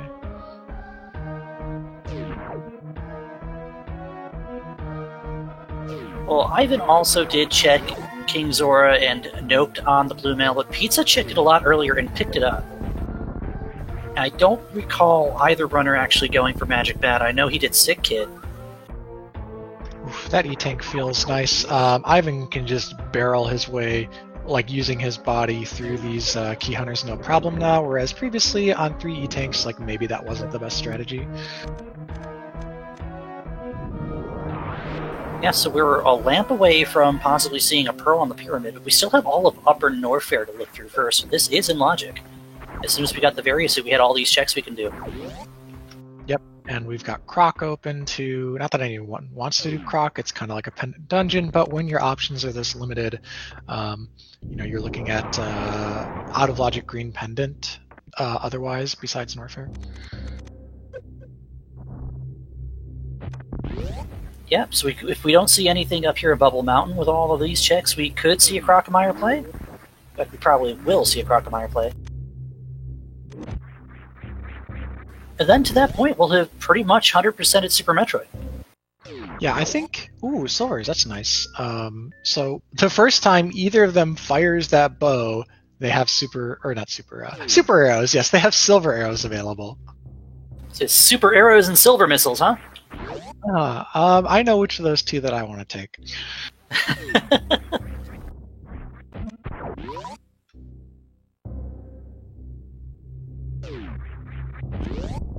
It's funny, if you're talking about like the end of the game and the bosses and stuff, like would I rather have silver arrows or super missiles? I would rather have the silver arrows. But if you're talking about just like moving through both games, I would absolutely rather have super missiles because they have so much utility in Super Metroid.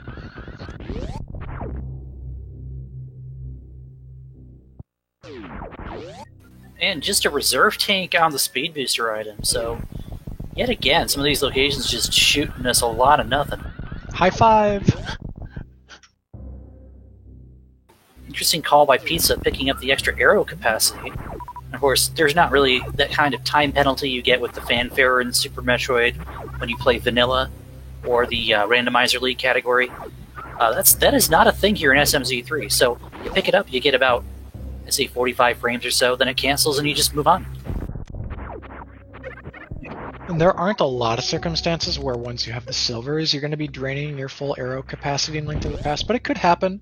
There's a corner case scenario where like 1 in every 100 seeds, you're like just desperate for some extra arrows when you get to Ganon, or like just to go through Ganon's tower.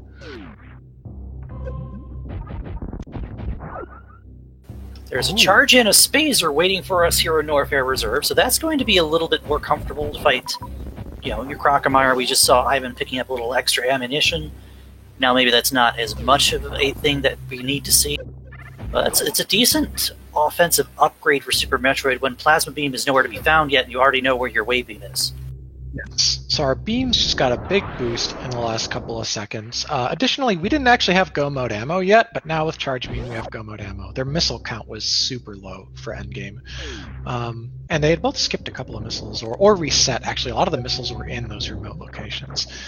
So Go Mode ammo, and Red Mail for Pizza versus Blue Mail for Ivan. So Ivan probably gets the better in that exchange, and that Ivan being able to reset Zora, he still gets like a late game safety mail, whereas the upgrade from blue to red doesn't do a ton. Blue to red's still a decent upgrade. It's going to take a lot of your damage down to next to nil, but most of our runners can probably finish the game on green if they absolutely had to. Oh yeah. There are people in this tournament who regularly run low percent Link to the Past, and 3 hearts, green mail, Master's Sword, like, you couldn't pay me to do that. This blue gate giving Ivan a little bit of a hard time, whereas Pizza had it on the second shot. But they're both going down to Crockemeyer here. These are the last checks we can make in Super Metroid. Yeah, and so imagine now the progression is in Eastern, not on the boss or anything, but just in like the first 3 chests or so. If Pizza exits immediately to Link to the Past and goes to get those, while Ivan has to go clean up stuff in Super Metroid, like Ivan, as you were saying, he's still got Shack, Plasma, X-Ray. He has fortunately done Waterway already, so we'd see a little bit of a lead open up there. But if they both get progression at Croc, they're basically equal. Well, there's your logical Master Sword. That is a tempered sword for our runners, since they found a sword at Power Bombs of Shame in Lower Norfair.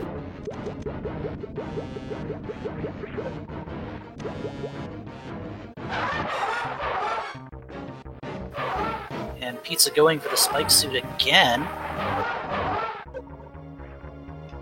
Yeah, Spike Suit doesn't do anything here. They have enough SM movement not to need it in any particular upcoming screen, but it's fun to try. Good old swag suit, right? Mm-hmm.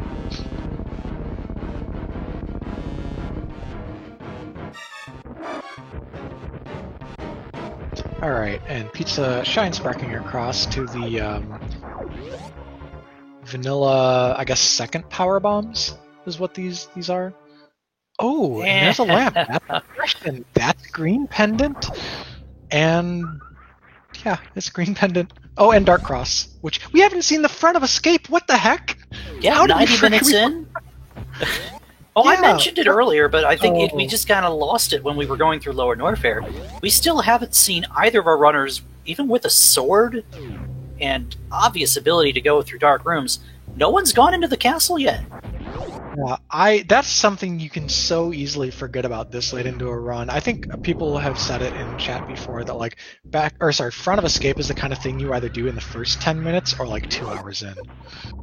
Oh, my God. and Croc with the goods! Okay, so we've got plays to make. We've got ridiculous amounts of this game's Go mode already covered. We're on 3 swords. We just need Red Cane, Hookshot, Flippers. Boots are 1 in 22. Or there's some math with Pedestal in there, but yeah. So that Moon Pearl probably diverts them away from the Eastern check that would have been about to happen based on the lamp. You could also very well put off the castle check. Mm-hmm.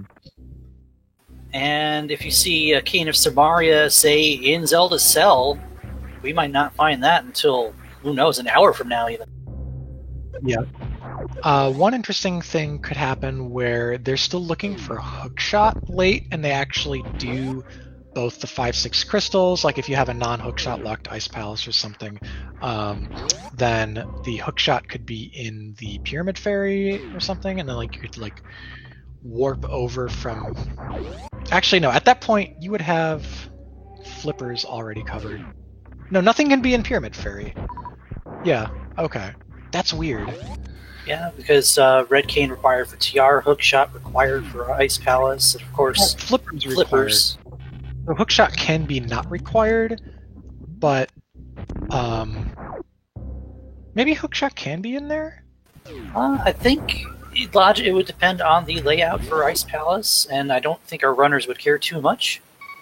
Okay, so that's the scenario then. You could end up looking for a Hookshot and do like a combo play Pyramid Fairy, or intend to do combo play Pyramid Fairy in front of Escape, but then once you would get your hook, you'd be in Go mode. Spike Cave for Pizza, not bad to do when you're just coming right out of the portal. You're close by. Yeah, and with the Cape and Half Magic, the Spike Cave check is absolutely in logic, so this is actually a very good call here. Get this out of the way while you're in the area.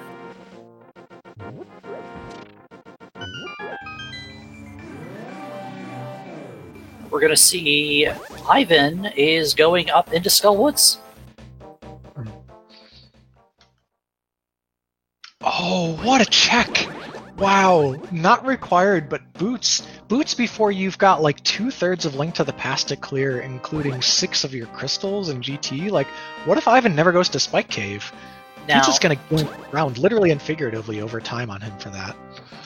now, let's be real here. If you're trying to go fast, those boots are required. That's going to make things very comfortable for Pizza going forward here. A lot of stuff you can do with the boots to move around, and in addition to that, you never know if those boots could be actually hiding something, either in Desert or at either Bonk Rocks or King's Tomb. It's true. Yeah, boots are slightly progressive. They open checks, therefore, like they are by definition progressive. And anything that's more than one is no longer a fetch quest; it's a progressive item.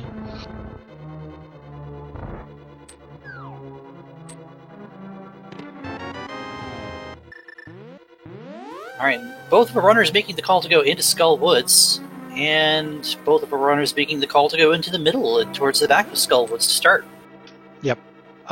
When you have two veterans playing like this, seeing them make the same play more often than not, this will happen more often than not because they both know the best Dark World portal to start with, based on their loadout. They know that Skull Woods is a crystal, so they're both going to come here because it's right next to the portal, and they also know that if you can get 2 items in the middle or back of Skull Woods, you don't have to do the front.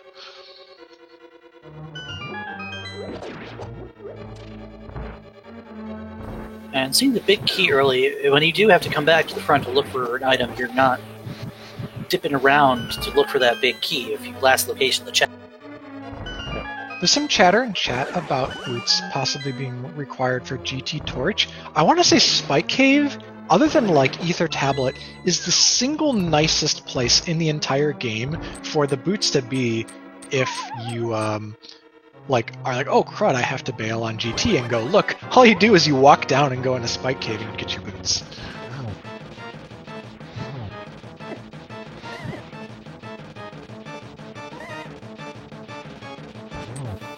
Alright, Ivan in his Mahula fight with Tempered Sword, Fire Rod in hand. This is usually something that lesser experienced players might have some problem with, but this is going to be absolutely no big deal. Yep, a lot of health to spare there, a lot of magic to spare, no drama in that fight, and Ivan takes just about a minute worth of a lead on crystals that Pizza's about to tie him up with.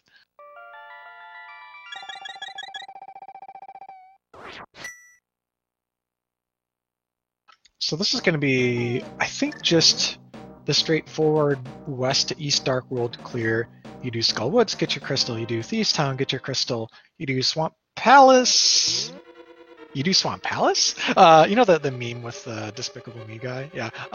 So I don't think they necessarily go right into Swamp once they get down there. They probably do stuff like Hype Cave and kind of route in a few more of the dense checks and not immediately commit to that. Oh, they also don't have flippers or hookshot. Never mind. Ignore me. Yeah, I was going to say you can probably dip into Swamp if you want to do some of the checks in the front. I would almost expect both runners to go see what's going on at Palace of Darkness. Yeah, Pod Eastern, a lot better. Let's forget I mentioned Swamp, which we were missing 2 items for, and talk about real things like Pod Eastern. With a mirror play, you could optionally try for that green pendant check and the 4 items that you'd get out of Eastern, but yeah, there are full clearable crystals that we can do. So let's not talk about Swamp until we have to. Hopefully it's Go Mode Flippers, so we don't have to think. We can Go Mode Swamp. Chat's a little bit smarter than us, or smarter than me anyway. Yeah, you don't have flippers yet, so we're not really talking about Swamp Palace until we find flippers on the way. Yeah. At which point the meme comes back, and you can say, okay, well, commit to the full clear of Swamp and cost yourself like 3 minutes, or just, save it for Go Mode.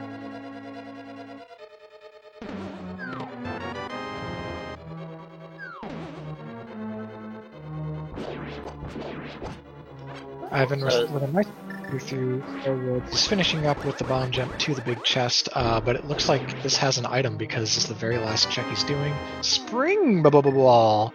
It's the best item! It comes so late after we've already full cleared SM. Spring Ball offering marginal utility in Torian can be used for a 100% style, like super behemoth level baby skip.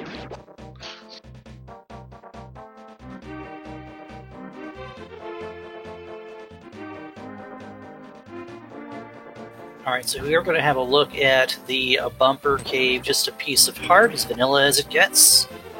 And I would expect Ivan to just clean up the north checks here since they're a little bit out of the way. But apparently not. Well, he doesn't have boots, right? That's right. He's not. There's nothing appealing for him to go across the north side there, whereas Pizza absolutely is gonna. Yeah, to this point, the only thing that Ivan would be able to check would be the Graveyard Ledge. And we've seen that bite some of our runners in this tournament, but it's an awful check because it's just one location. So we might see him wait to do that until, inevitably start running short on places to look at. Yep. Graveyard Ledge is one of the top 5, just bad last locationable spots, I think. Definitely in Link to the Past, maybe in both games.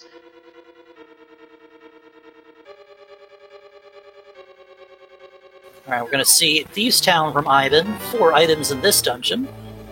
And, of course, our first check is just a dungeon item. Yeah, what did the thieves steal this time?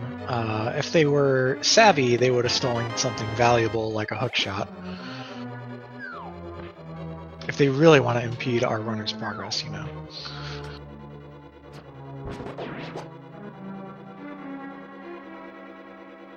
So we are getting our Graveyard Ledge check from Pizza.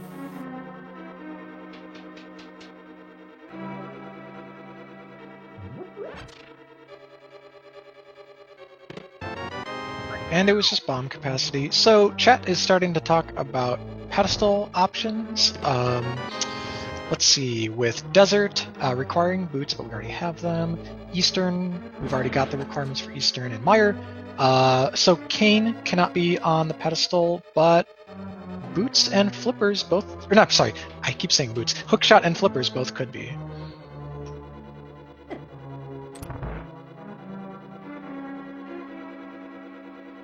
And Pizza remembering the back of Escape.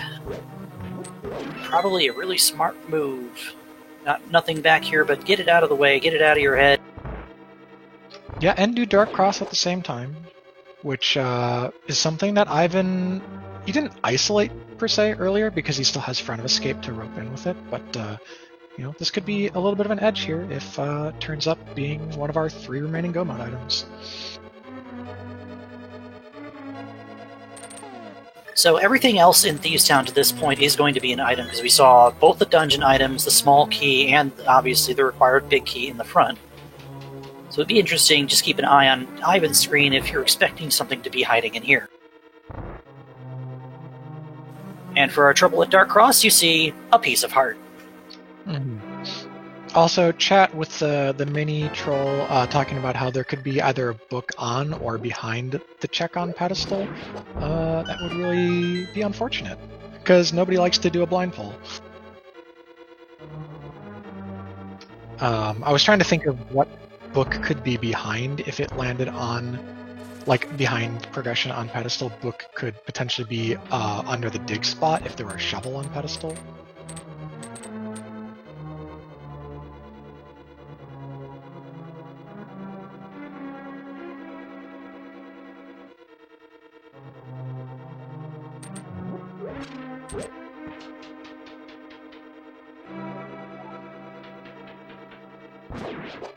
So the boots advantage at this point, it's either going to be travel time or a slight lead in a 1 in 22 Ganon's Tower, and again maybe a pedestal clear for Pizza.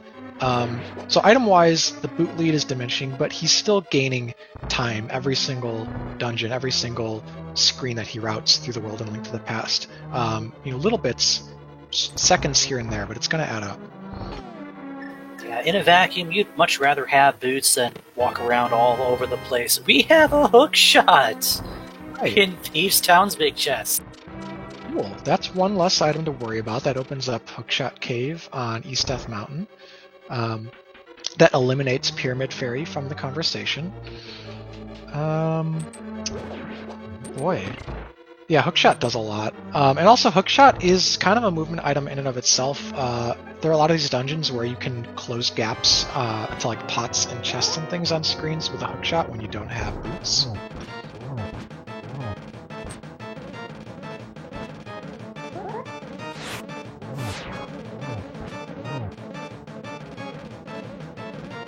Also, if flippers are in mire or on pedestal, Hookshot, allows someone to get into mire without having to worry about not having the boots. Space jump! Hey, we finally pieced together the logic for lowering warfare.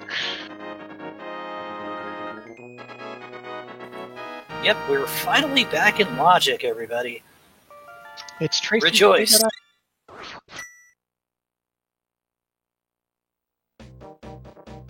Alright, what are the rest of these outcasts holding for us? Oh, that one's coming to try and steal our items. Please no. Please, we're just an innocent elf.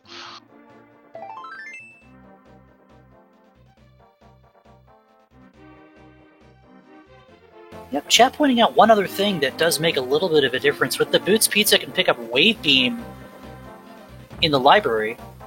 Oh, yeah. And while not really necessary, Wave's going to be a little bit easier to set up your Zebetite skip, give you a little bit of extra damage with your charge combo. If you see Plasma, that's only a 20-shot Mother Brain fight. Yeah, and because of how he can route it in, he can just mirror to the library as he goes down here to Digging Game and to Smith's Sequence. So, like, it's like, what, 20 seconds or something to pick up Wave Beam? That's absolutely worth it. Yeah, I don't know. It might be a little bit of a difference. It might not. Yeah, little split opinion on that one.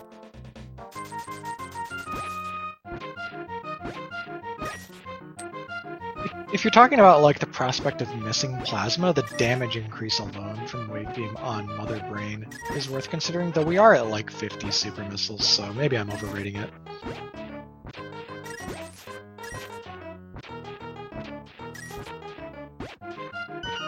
And this man just goes through all that trouble to hide an item. Ooh. Okay, creative routing here from Ivan. He's actually just going to push that Hookshot immediately to East Death Mountain. Kind of isolates like Stumpy Cave 45. He would have to come route those maybe after Swamp now. Because he could have continued looping all the way around at least to Hype Cave maybe before resetting. I think that's probably what we'll see Pizza do. Interesting spot to S&Q from for sure, but it's an aggressive check. I still feel like you can go ahead and route your Smith chain in with Stumpy, Hype Cave, K45. If you see a book anywhere in that, Bombo's tablet at the end of the chain too. Yeah.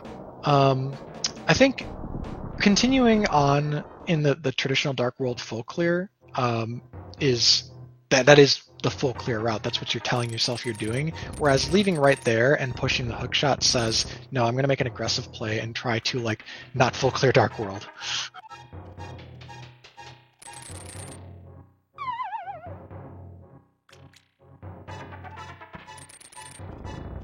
But Chad is pointing out that this will likely lead him to Spike Cave. So actually really fortuitous routing decision from Ivan probably gets him his boots, and we can stop having the bootless conversation.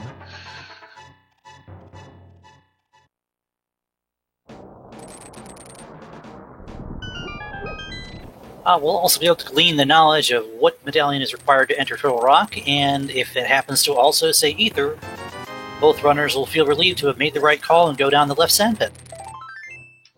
Yeah, and I think only if TR is Ether am I reading much out of that logically. So like Quake was in an earlier sphere, and what is it? Hammer was behind. Actually, I think both Bombos and Ether were behind Gravity Suit, but then one more item to get to Bombos. I'm trying to figure out which of the medallions was the deepest in the logic, because if it's Bombos or Ether, then one of those being Turtle Rock would mean like, hey, Turtle Rock is further along in the logic, maybe it's more likely to have progression. Yeah, and chat's saying there's no point in actually checking when you have the medallions. I think the information of what the logic's trying to tell you based on where it came in tells you whether or not you want to go straight there when you find a key. Yeah, I mean, some people don't care about the logic, especially really small, subtle things like that. It can make a difference between saying, okay, well, I've only got a couple things left. Do I do Turtle Rock looking for flippers, or do I do, Dungeon XYZ?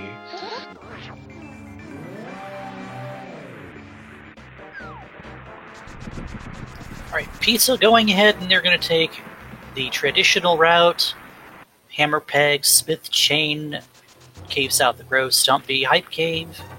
A lot of checks in this path that we can do.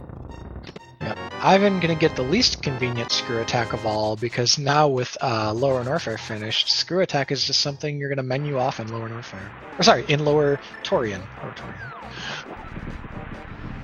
Yeah, you have it on when you're in Upper Torian, and then you turn it off when you get to Lower Torian. Exactly.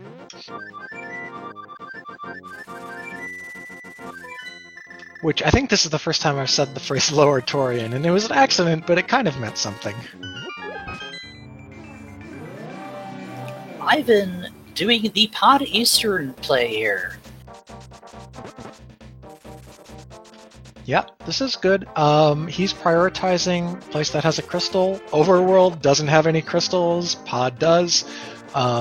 So really the calculation is, do I want to go mode dungeons and clear the overworld, or do I want to full clear dungeons and skip the overworld?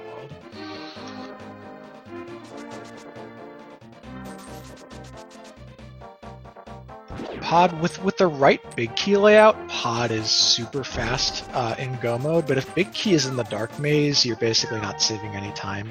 So it's not as bad as the difference between, like, Mire full clear and go mode, for example.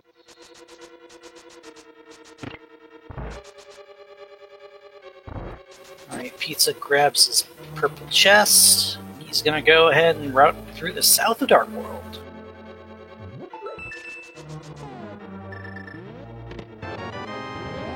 We were talking about the big key logic. Well, oh, that big key actually super convenient for a go mode of Pod, because two things happen. One, it means there are two keys hard required to be logically on this right side, and then two, hang on, I had a point. The point is that it's a fast go mode because the big key puts the small keys there. But also, like, it means the bow is a little bit more of a signal here because Pod is bow locked.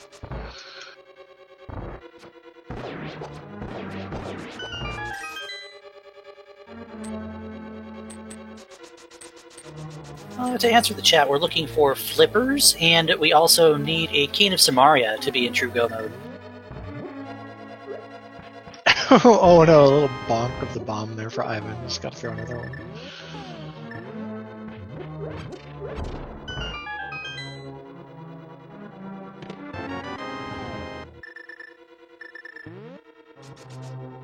He was about to mirror out, but you can actually save yourself a little bit of time here by just bonking off of this thing, and you don't have to go back through the front door and open up and use that small key.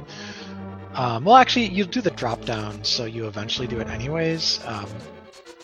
Yeah, I think that's the routing efficiency he's going for. If after he drops down, he has to mirror anyways. Alright, we're gonna find out what's for lunch today. Mmm, delicious energy. It's just that extra push that gets you through the middle point of your day. Alright, Pizza is going to go look at what we call Hype Cave. Yeah, is it more or less hype when you do it at almost 2 hours? I think it's more or less hype the later it gets kind of patched out of logic in Link to the Past, I would think. Anyway, you can still see some progressive items in the 5 checks in here. Yeah, if you feel so inclined, feel like leaving a rating in chat for just how hyped this cave is.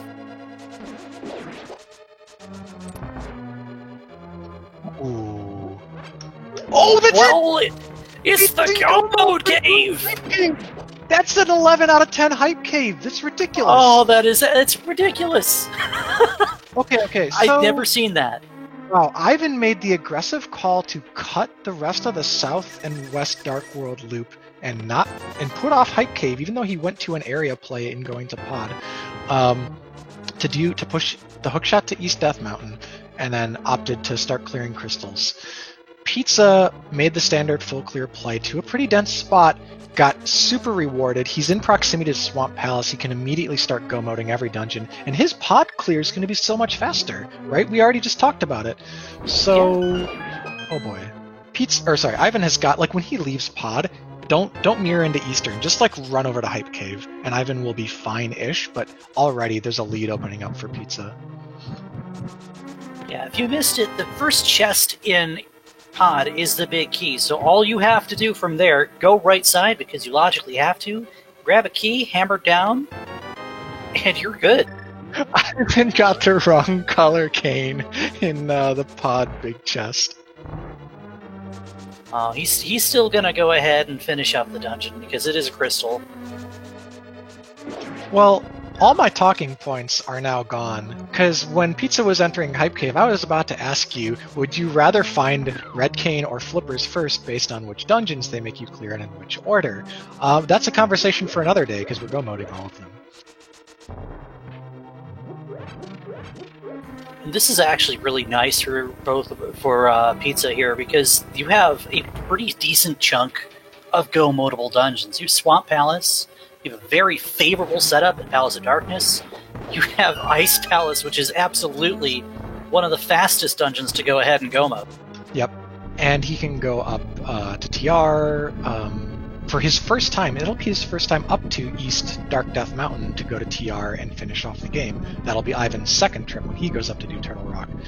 So yeah, I don't know. I want to say this is worth at least a couple of minutes.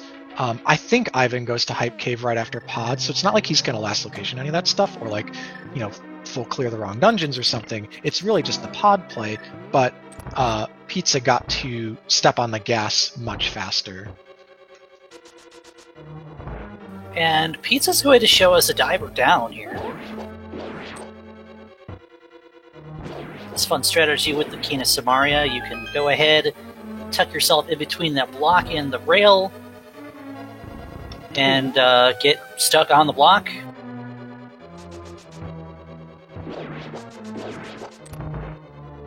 And just clip down underneath the water as though you're walking on it. Yep, and do those checks because they're free and en route. In case Plasma Beam was there or something, that's like the prize pickup. Ivan on a boss fight here, he's fighting Helmasaur King.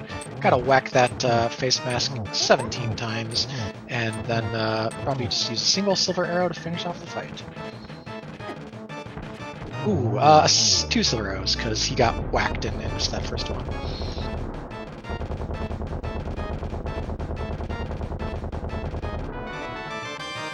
Oh, speaking of Plasma Beam, Plasma's en route on a crystal as a reward, so we're going to have the full beam combo to do Torian, Mother Brain, and so forth. The finish on Super Metroid's going to be trivial. Oh, sorry, I say full beam. That assumes that Pizza actually mirrored into Library, which I didn't see if he did. Chat, anyone? I don't believe either of our runners went ahead and pick up the Wave Beam, so we have Plasma, Ice, and Charge here, which I believe is 600? Fully charged, that sounds right. Yeah, 600. So it's still pretty respectable damage. If you have a lot of supers, you'll probably dump all your supers into Mother Brain first. Ivan, oh boy, Ivan is making the green pendant play, versus gunning it out to finish up East Dark World Overworld, including Hype Cave. There are no time saves for Ivan to find here, really, that are remaining in the game. So this is just sunk time.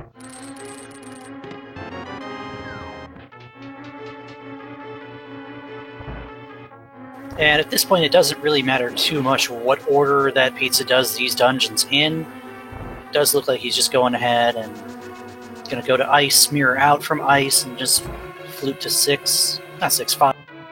Yep, all the remaining crystals for him are right off of flute points. So 8 for this one, 5 for Pod, and back to 1 for Death Mountain. Yeah, and that does mean Pizza doesn't have to chase the hookshot into Hookshot Cave either. Already have all 3 of our medallions, nothing to really be looking at. So Ivan, I'm trying to think if there's anything in his headspace that would have inspired him to route the Dark World in this way, or to do Pendant Eastern over other options.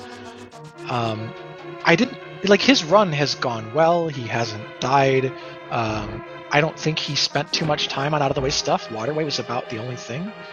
He did have to like double dip north Death Mountain to like go over to use his hammer, but really, it's not like Ivan was losing time anywhere that would influence his mental state to say I need to do the end of the game in a certain way to like make up time.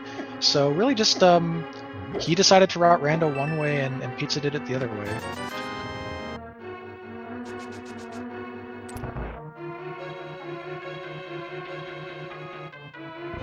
Pizza having a little bit of a trouble with the icebreaker, gets it the second try. And from here, you only need to grab, what, just the 1 key? Did he hit the switch? I did not see. Okay. If he didn't hit the switch, then I would be opening that chest that he passed by in the previous room for the big key. If he just left behind the big key, that would be a little tragic. Oh, no, he's saved. Well, we're conversation over.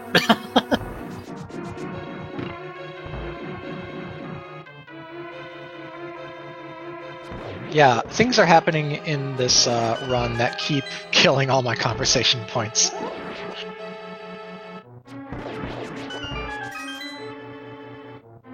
And he did hit the switch, so the big key didn't matter anyhow.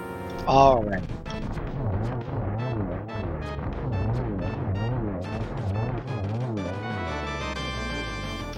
Excuse me?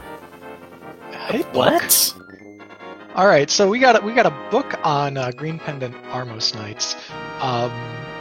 Maybe the fact that book means Bombo's tablet means Ivan heads down quickly to the southern central portion of Dark World, because that's where he needs to be. So Ivan gets a book, and the book's, probably not what we want to see. Is going to turn in the Green Pendant, so we'll get to see what our sage friend has for us. Pizza had a little unfortunate circumstance with that push block just a moment ago. Resets the floor, goes back down. Oh my god. Ivan hadn't doubled back. This Green Pendant play was also a way to double up and get the sash that he left behind all seed. Okay, that makes a lot more sense now.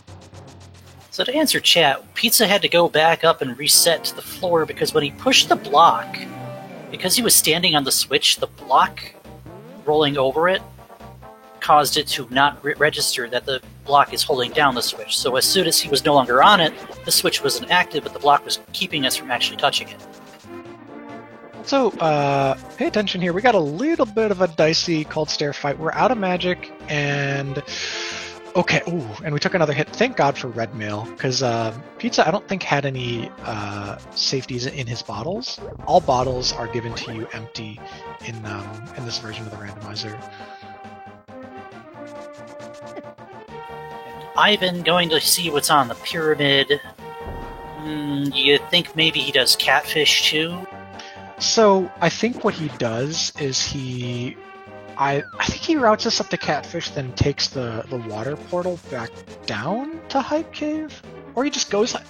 Man, it's killing me. At this point, I don't fully understand the delay on it. Just because, like, Catfish, like, you do all this walking to go get one item, but you were, like, 3 screens away from 5 items.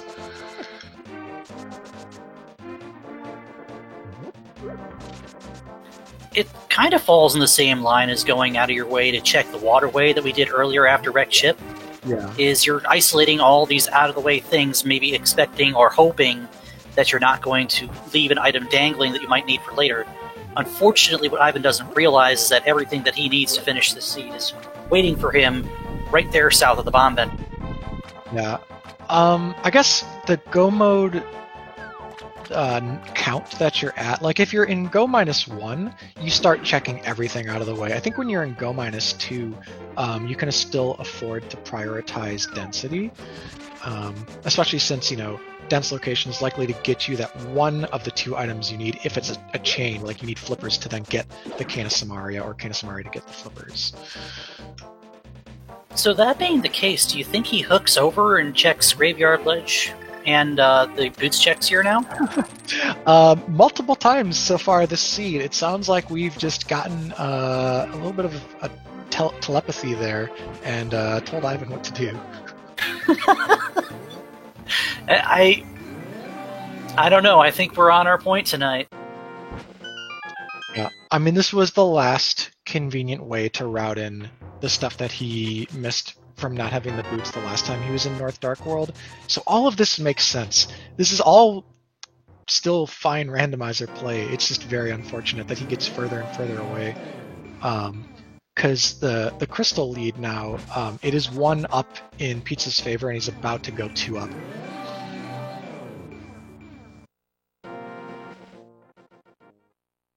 Yeah, the thing that's kind of working out in Ivan's favor is that as soon as you get the red cane and the flippers, you can go mode Ice Palace, and that's usually a very quick dungeon to just wander on through. Yeah, so given the way that late game plays out for combo rando, I don't see a lot more ways that Ivan can close the gap and make up any time on Pizza. Our loadout is so strong that the late game bosses will be trivial. You're talking about like bad luck Ganon falls, just like being in the wrong spot on phase 3 or 4 and falling and having to redo the fight are about the most realistic substantial time loss.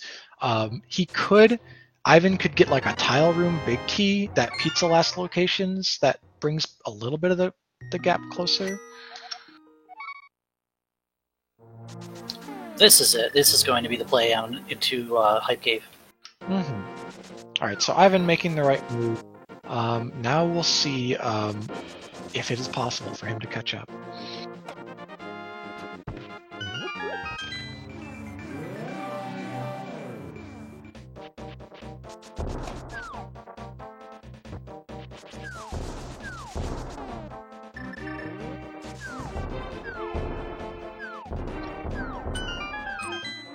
And, you know, if this were maybe like a community race or something, I know a lot of people who would get these 2 go mode items and then immediately start like rage slashing and throwing bombs, but Ivan he's a professional and he's in a 1v1 tournament, so he's out. He doesn't even check the last chest. That is how serious you have to be in 1v1s, right? You have to know exactly when go mode means you stop checking anything.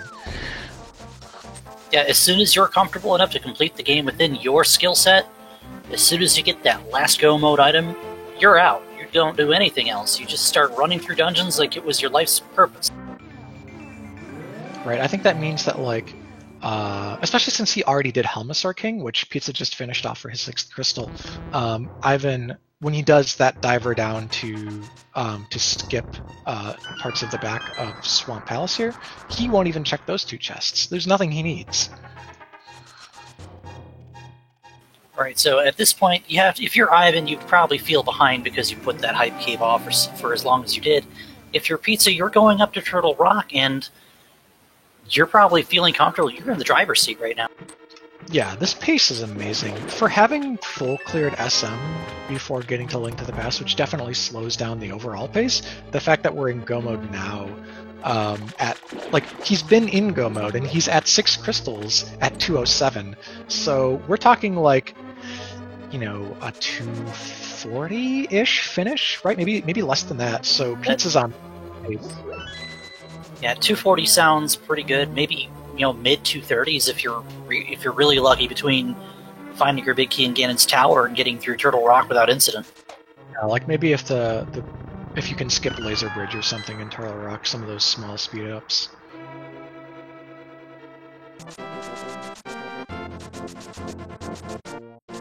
And we have an audio switch to Pizza, who is in the lead, pretty well established at this point. So while we see Ivan going through his Swamp Palace and Pizza making the climb up to Turtle Rock, I'm going to give everybody an invitation to give our runners a follow and keep an eye out for the other 6 competitors in the quarterfinals of this tournament. Also, big shout-outs to our tracker today, Revolver Ocelot in the background. Not something you usually see. He's one of those voices you hear. But today, he's pressing buttons, doing a better job than I think I would do in any circumstance. And big thanks to him for doing that. Tracking combo rando is pretty complicated. There are a lot of items, and runners tend to spread out pretty fast in the early game. And there we go. Ivan did diver down and did not check the chests, while Pizza opens up Turtle Rock. Got one last little call-out to make here as Pizza enters Turtle Rock. Give a shout-out to our sponsor, Rank1.Global, a social network for gamers that have given us a fantastic sponsorship. Our top 4 runners will get a prize just for being in this tournament. And that means the winner of this race is guaranteed at least 4th place, so a lot on the line here. That's true. Wow, yeah, we're actually finally into the part of the conversation where it's like the tournament's almost over and we're looking at Final 4 and prizes. So yeah, this is going to be a big win if Pizza can hang on and pull it out here. And I've been having a very nice time with Argus there. You can see 2-rod and sportsman shot for the victory. And his 5th crystal.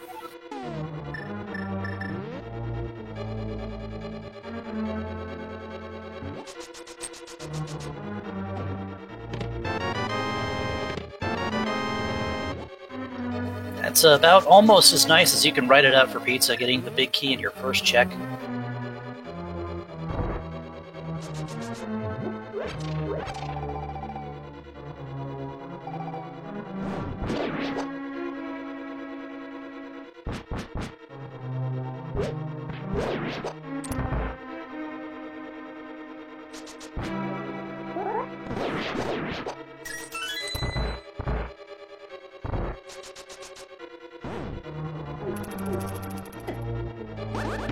Good old Chain Chomp room being about as much of a problem as usual. Had to be a key. Yeah, that was fine though. He used the Cane of Samaria, took advantage of the invincibility frames from standing on top of the switch blocks as they pop up. So really standard clear there.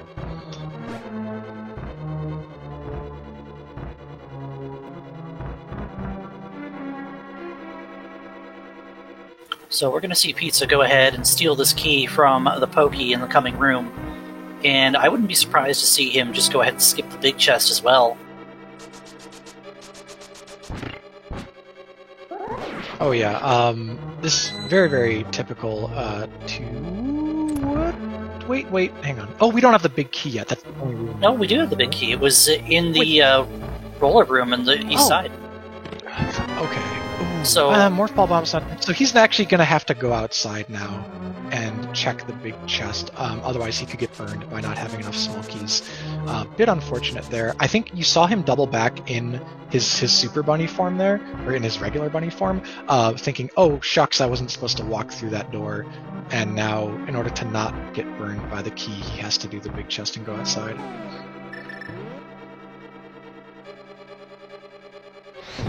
It's not too much of a time burn, but it is an extra transition and an extra check. So yeah, he loses like a minute or so here, maybe like a minute, 80 seconds or something. But he's multiple minutes ahead.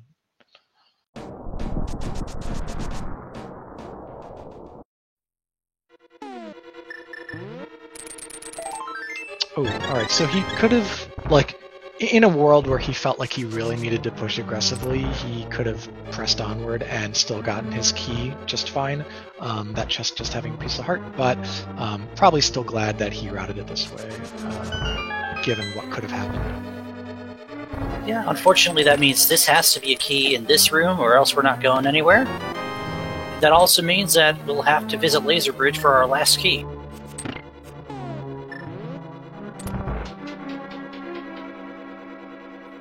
And I don't think you'd bother with safety door. Sometimes if you're on like no half magic master sword, you'll take safety door so you don't run out of magic on the fight. Not only are those not issues, he collected 2 blue potions from the witch before heading here.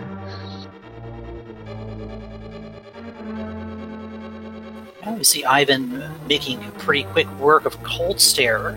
So, while it looked like for a while we might have a runaway from Pizza, Ivan is right on his heels. He'll be coming to join us in Turtle Rock in just a moment. Yeah, so let's see, the transition time up to Death Mountain, we'll probably see Trinex go down while, hang on, let me think about this. Maybe as Pizza's walking out of TR, Ivan will be walking in. So they are 1 TR clear apart.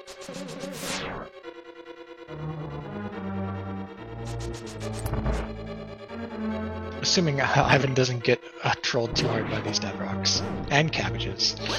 And just taking a couple little hits there from our Brussels sprouts from the sky. No, these switches, I hate this room. If you mess it up once, like, recovering it is so awkward. So Pizza has some trouble with the switches, but gets through, so he'll be on to Trinex momentarily.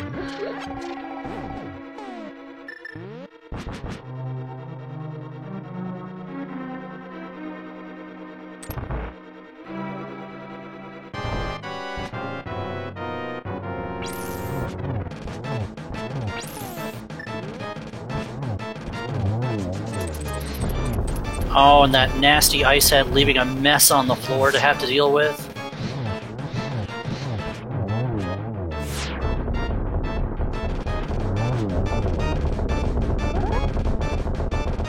One thing we didn't actually mention, Turtle Rock ended up also being Ether, so a good call by both of our runners to just go ahead and grab that extra medallion of Meridian when you had the chance.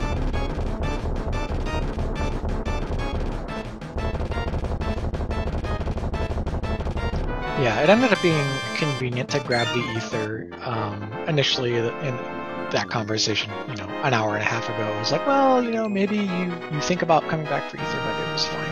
And it ended up being the double medallion. Alright, so Pizza, maybe because of some of the trouble in the switch room and a little bit of the time lost going outside for the big key, he has less than a full TR. He has about 85% of a TR on Ivan.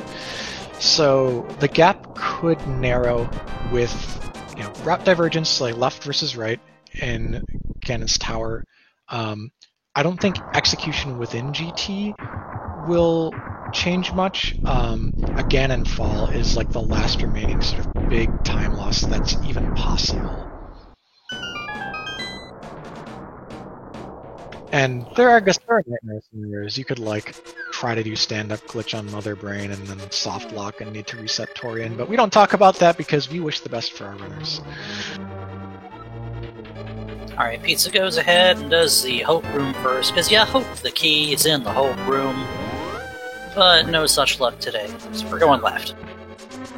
Yeah, so with a small key there, a lot of runners will go right and do 4 more, but it's also very standard meta route to do Hope Room, take your small key anyways, and go full left to potentially all the way back to Ice Arms.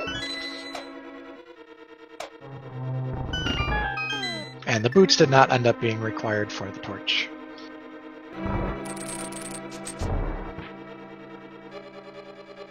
Ivan, getting a bit... Oh, I see. Ivan's on 2 hearts blue mail, possibly without any safeties in this room. Because I don't think he routed in any bottles or anything like that. So he's got a... Oh, wow. Expert dodging there. He had to move exactly the way he did to get one chomp to give him room to then move to the side of the other one. So Ivan excellently getting through the Chain Chomp's room and gets his full heart refill there off the anti-fairy using the powder. So while Ivan was having a little bit of trouble, we saw our big key for Ganon's Tower sitting in the Stalfos room in that top right chest. That means Pizza is going up through what we like to call the gauntlet. our Ganon's Tower climb. Lots of fun and difficult rooms with increasing difficulty the further up you get. Yeah. Pizza having... Okay, he's just a tick of trouble with the mimics in both rooms. Gets through. He has no form of shield, but of course it takes all the way up to a full mirror shield to block the projectiles from the mimics. Getting bonked by an Igor, but makes it through all of the spikes with his dashing through the boots. Pizza opting to get the iframes by jumping off the side of this little cannonball bridge. Here comes our gauntlet.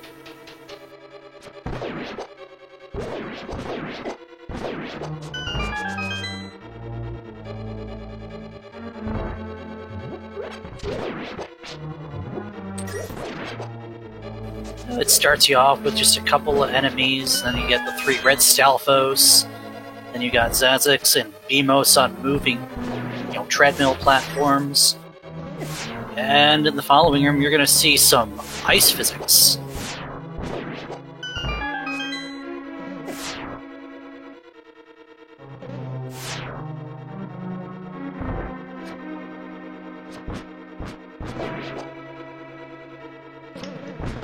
Ooh, alright, got that last Zazak before it looped around to the back and made it even harder to kill. He has left the Silver Rose on this full time. Finally, nope.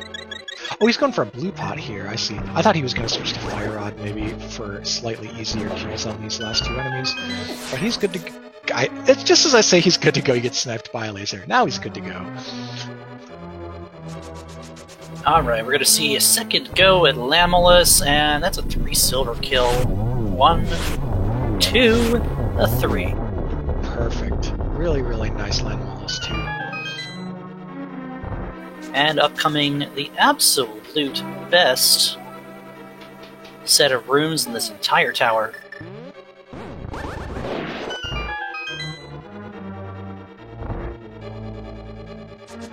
Alright, I've been getting a little bit nicer of a setup from the Ice Head on Trinex, not leaving us a slippery mess to have to deal with. 1 neck, 2 neck, red neck, blue neck, both down. Now he's got to sever the 3rd and final neck. And just like that, Ivan will be joining us at Ganon's Tower in just a minute. Yep.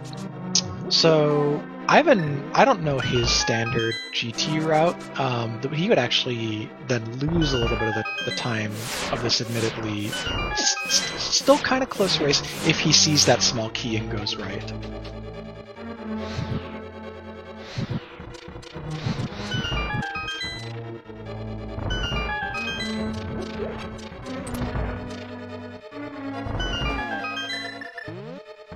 We're gonna bomb this door. We're gonna bonk off the... Oh, no we're not. Okay, the second one's gonna get it for us. We're gonna bonk off the wall, move those spikes around favorably, get a last little HP refill here, really free, and as well a last magic refill. And because everybody loves it the first time, here's Trolldorm for a second coming.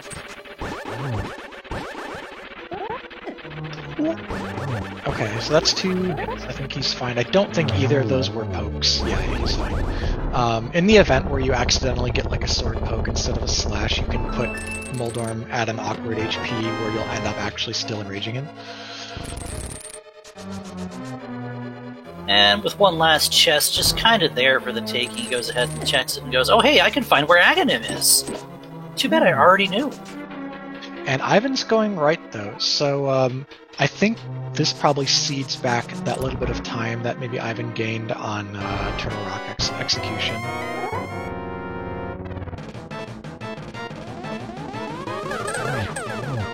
Aghanim's giving us a little math lesson. We see a nice double to open up with. Nothing on the second round though. Bit of a... Well, actually, really, we just wanted an energy ball from Aghanim, but we got... Ooh, a triple!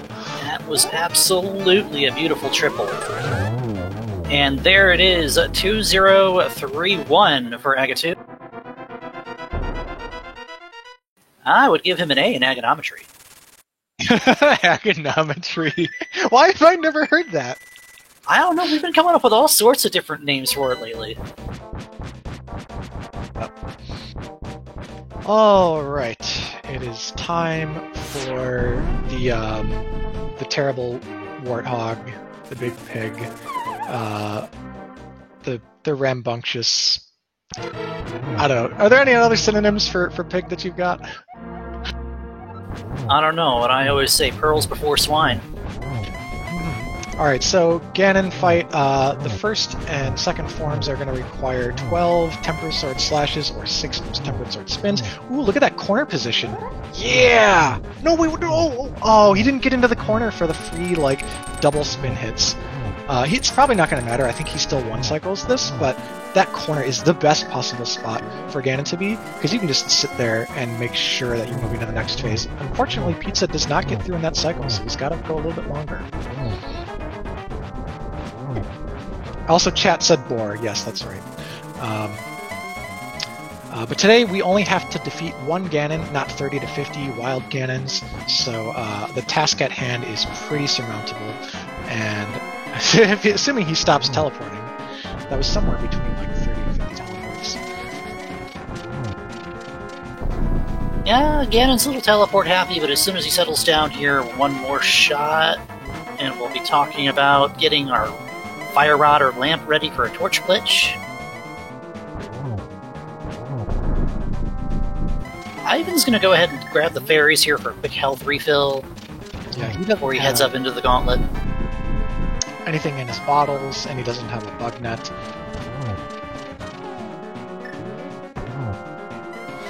Oh, and we're going to have to do this the harder way, but that shouldn't be a problem either. Oh, just missed a double there.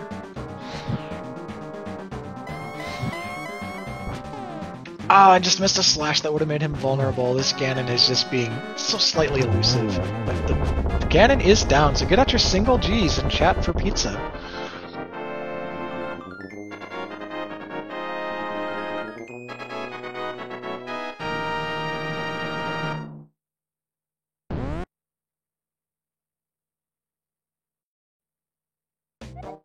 Alright. Standard save and quit here, then a hard reset to Super Metroid. Actually, not even a hard reset. I think he took advantage of the controller soft reset. Not certain. It was pretty quick, though. Alright, with this beam combo, I think we refill all our ammunition here. Yeah.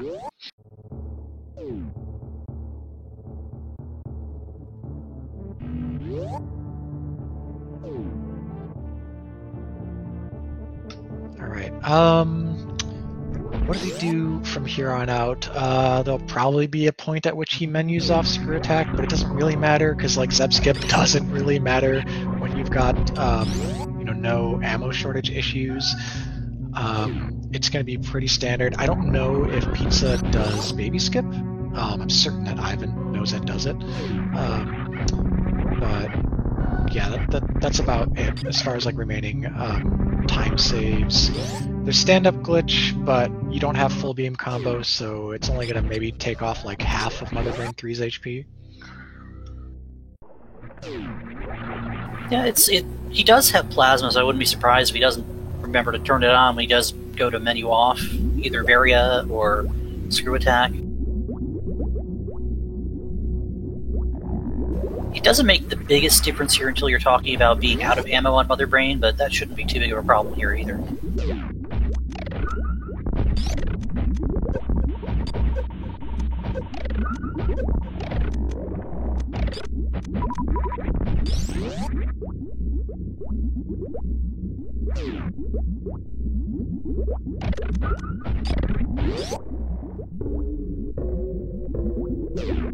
Ivan going for the hover past Moldorm, and he gets it.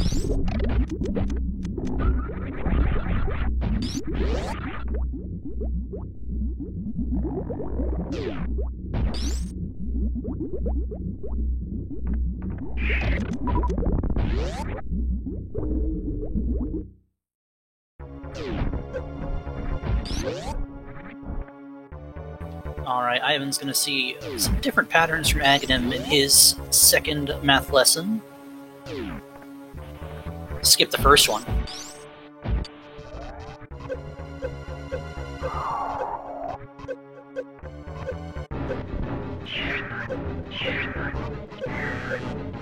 Alright, with the self-damage happening here for Pizza, this definitely looks like a baby skip.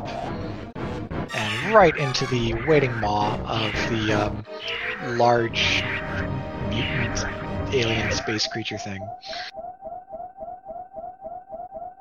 Brains with teeth. Flying brains with teeth. Like, whoever invented the concept of a Metroid, honestly, really creative.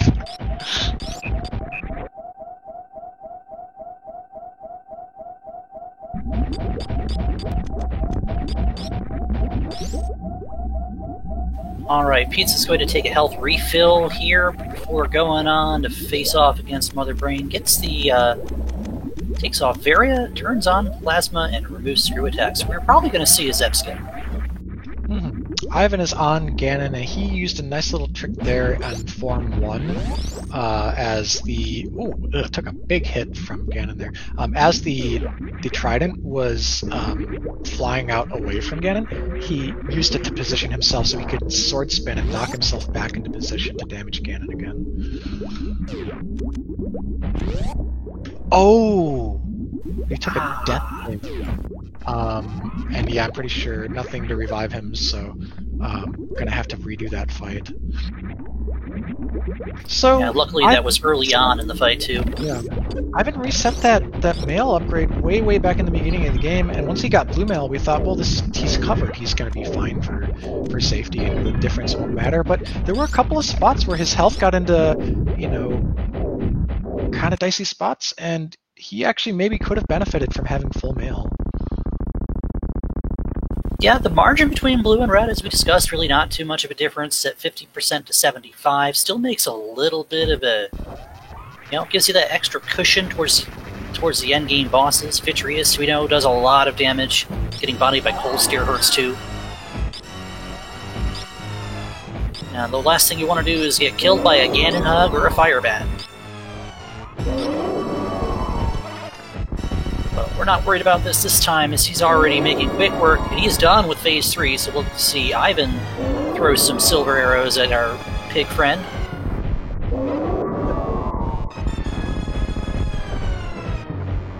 And Pizza's just going to unload all of those gathered up super missiles into Mother Brain, gets one shot from the ketchup beam, and that's all she wrote.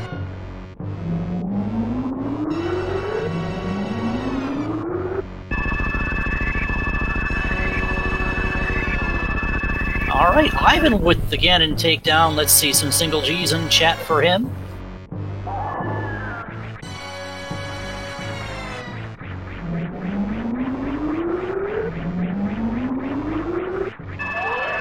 Alright, and Pizza is going forward with the stand-up glitch. Had a really cool little thing there where he was still jumping in the crouching position and then kind of lurched forward, so Samus was in this, kind of attack mode formation.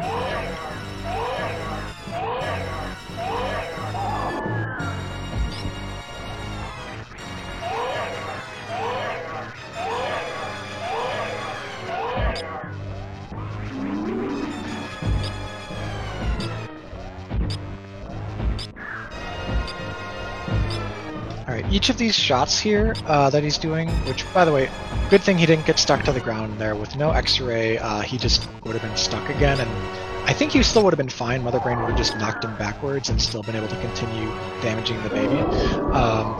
But anyways, these pre-hits here chop down at the health for the third phase of Mother Brain and reduce the number of Rainbow Beam shots, or Hyper Beam shots, I guess, that are needed to finish out the fight. While Ivan is entering Torian basically as Pizza's finishing.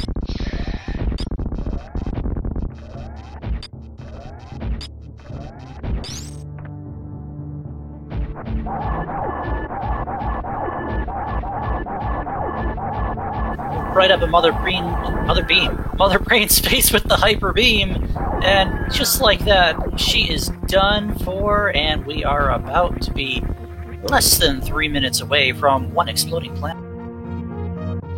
I wanted to point out earlier something I've never thought about, but people talk about like maintaining the canon versus breaking the canon by saving or killing the animals, and then like what that means for Metroid Fusion.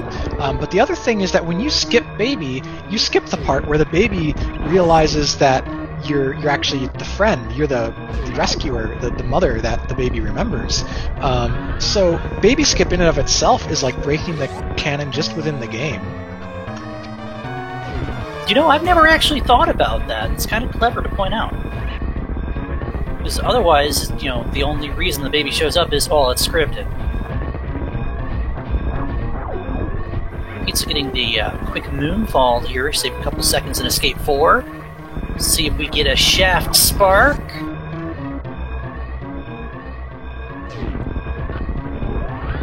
We get a behemoth spark. And it gets him all the way up to that top ledge. Even breaks open that little escape shaft there from Shaft Supers.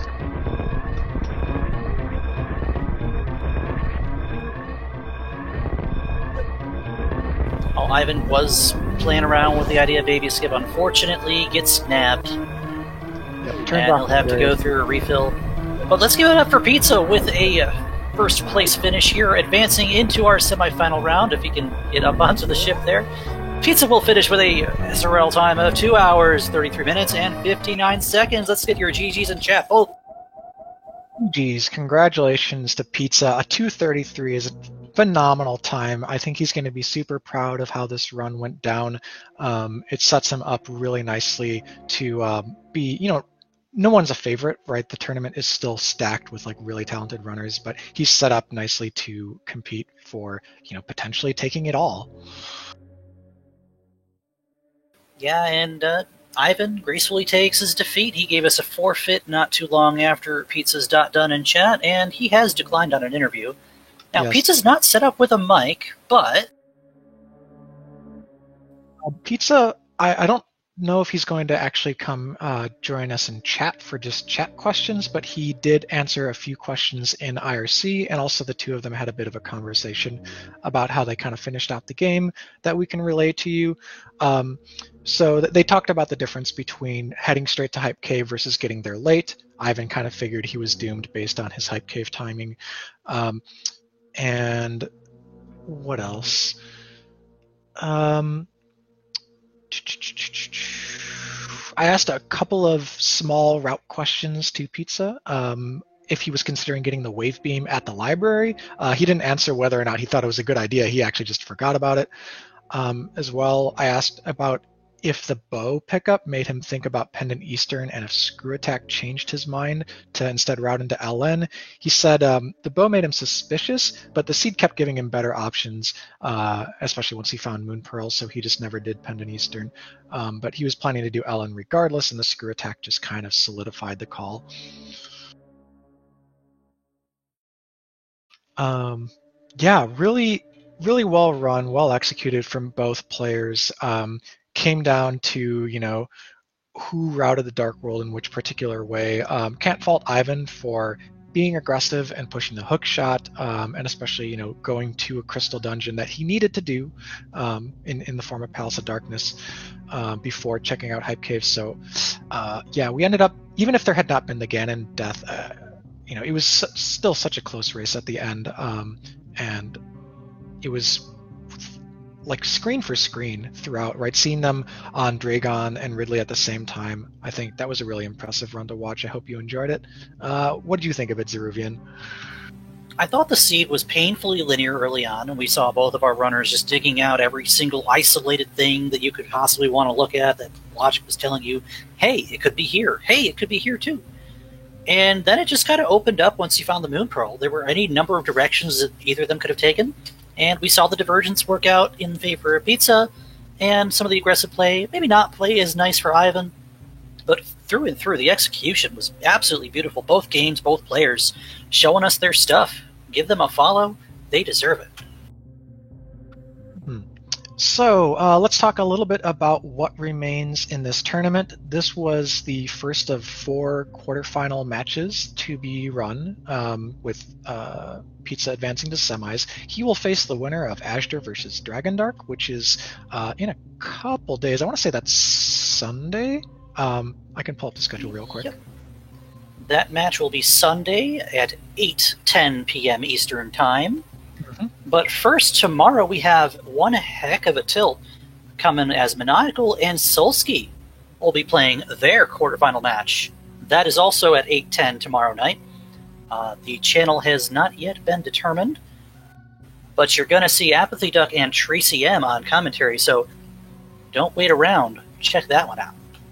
Yeah, that'll be a fun show. Lastly, I believe not yet scheduled, we have Aussie 101 and Alucard 2004 on the other side of the bracket. So the winner of that will face off against the winner of Maniacal and Solsky in the semis, and that will be the other half of the semis there, with Pizza again facing the winner of Azure versus Dragondark. So that's the action you have coming up for the remainder of the tournament. Please stick around, tune in, follow not only the runners, but follow Speed Gaming 1 through 6 to get all the action. Maybe even consider giving Speed Gaming 8, the Ocho, a follow.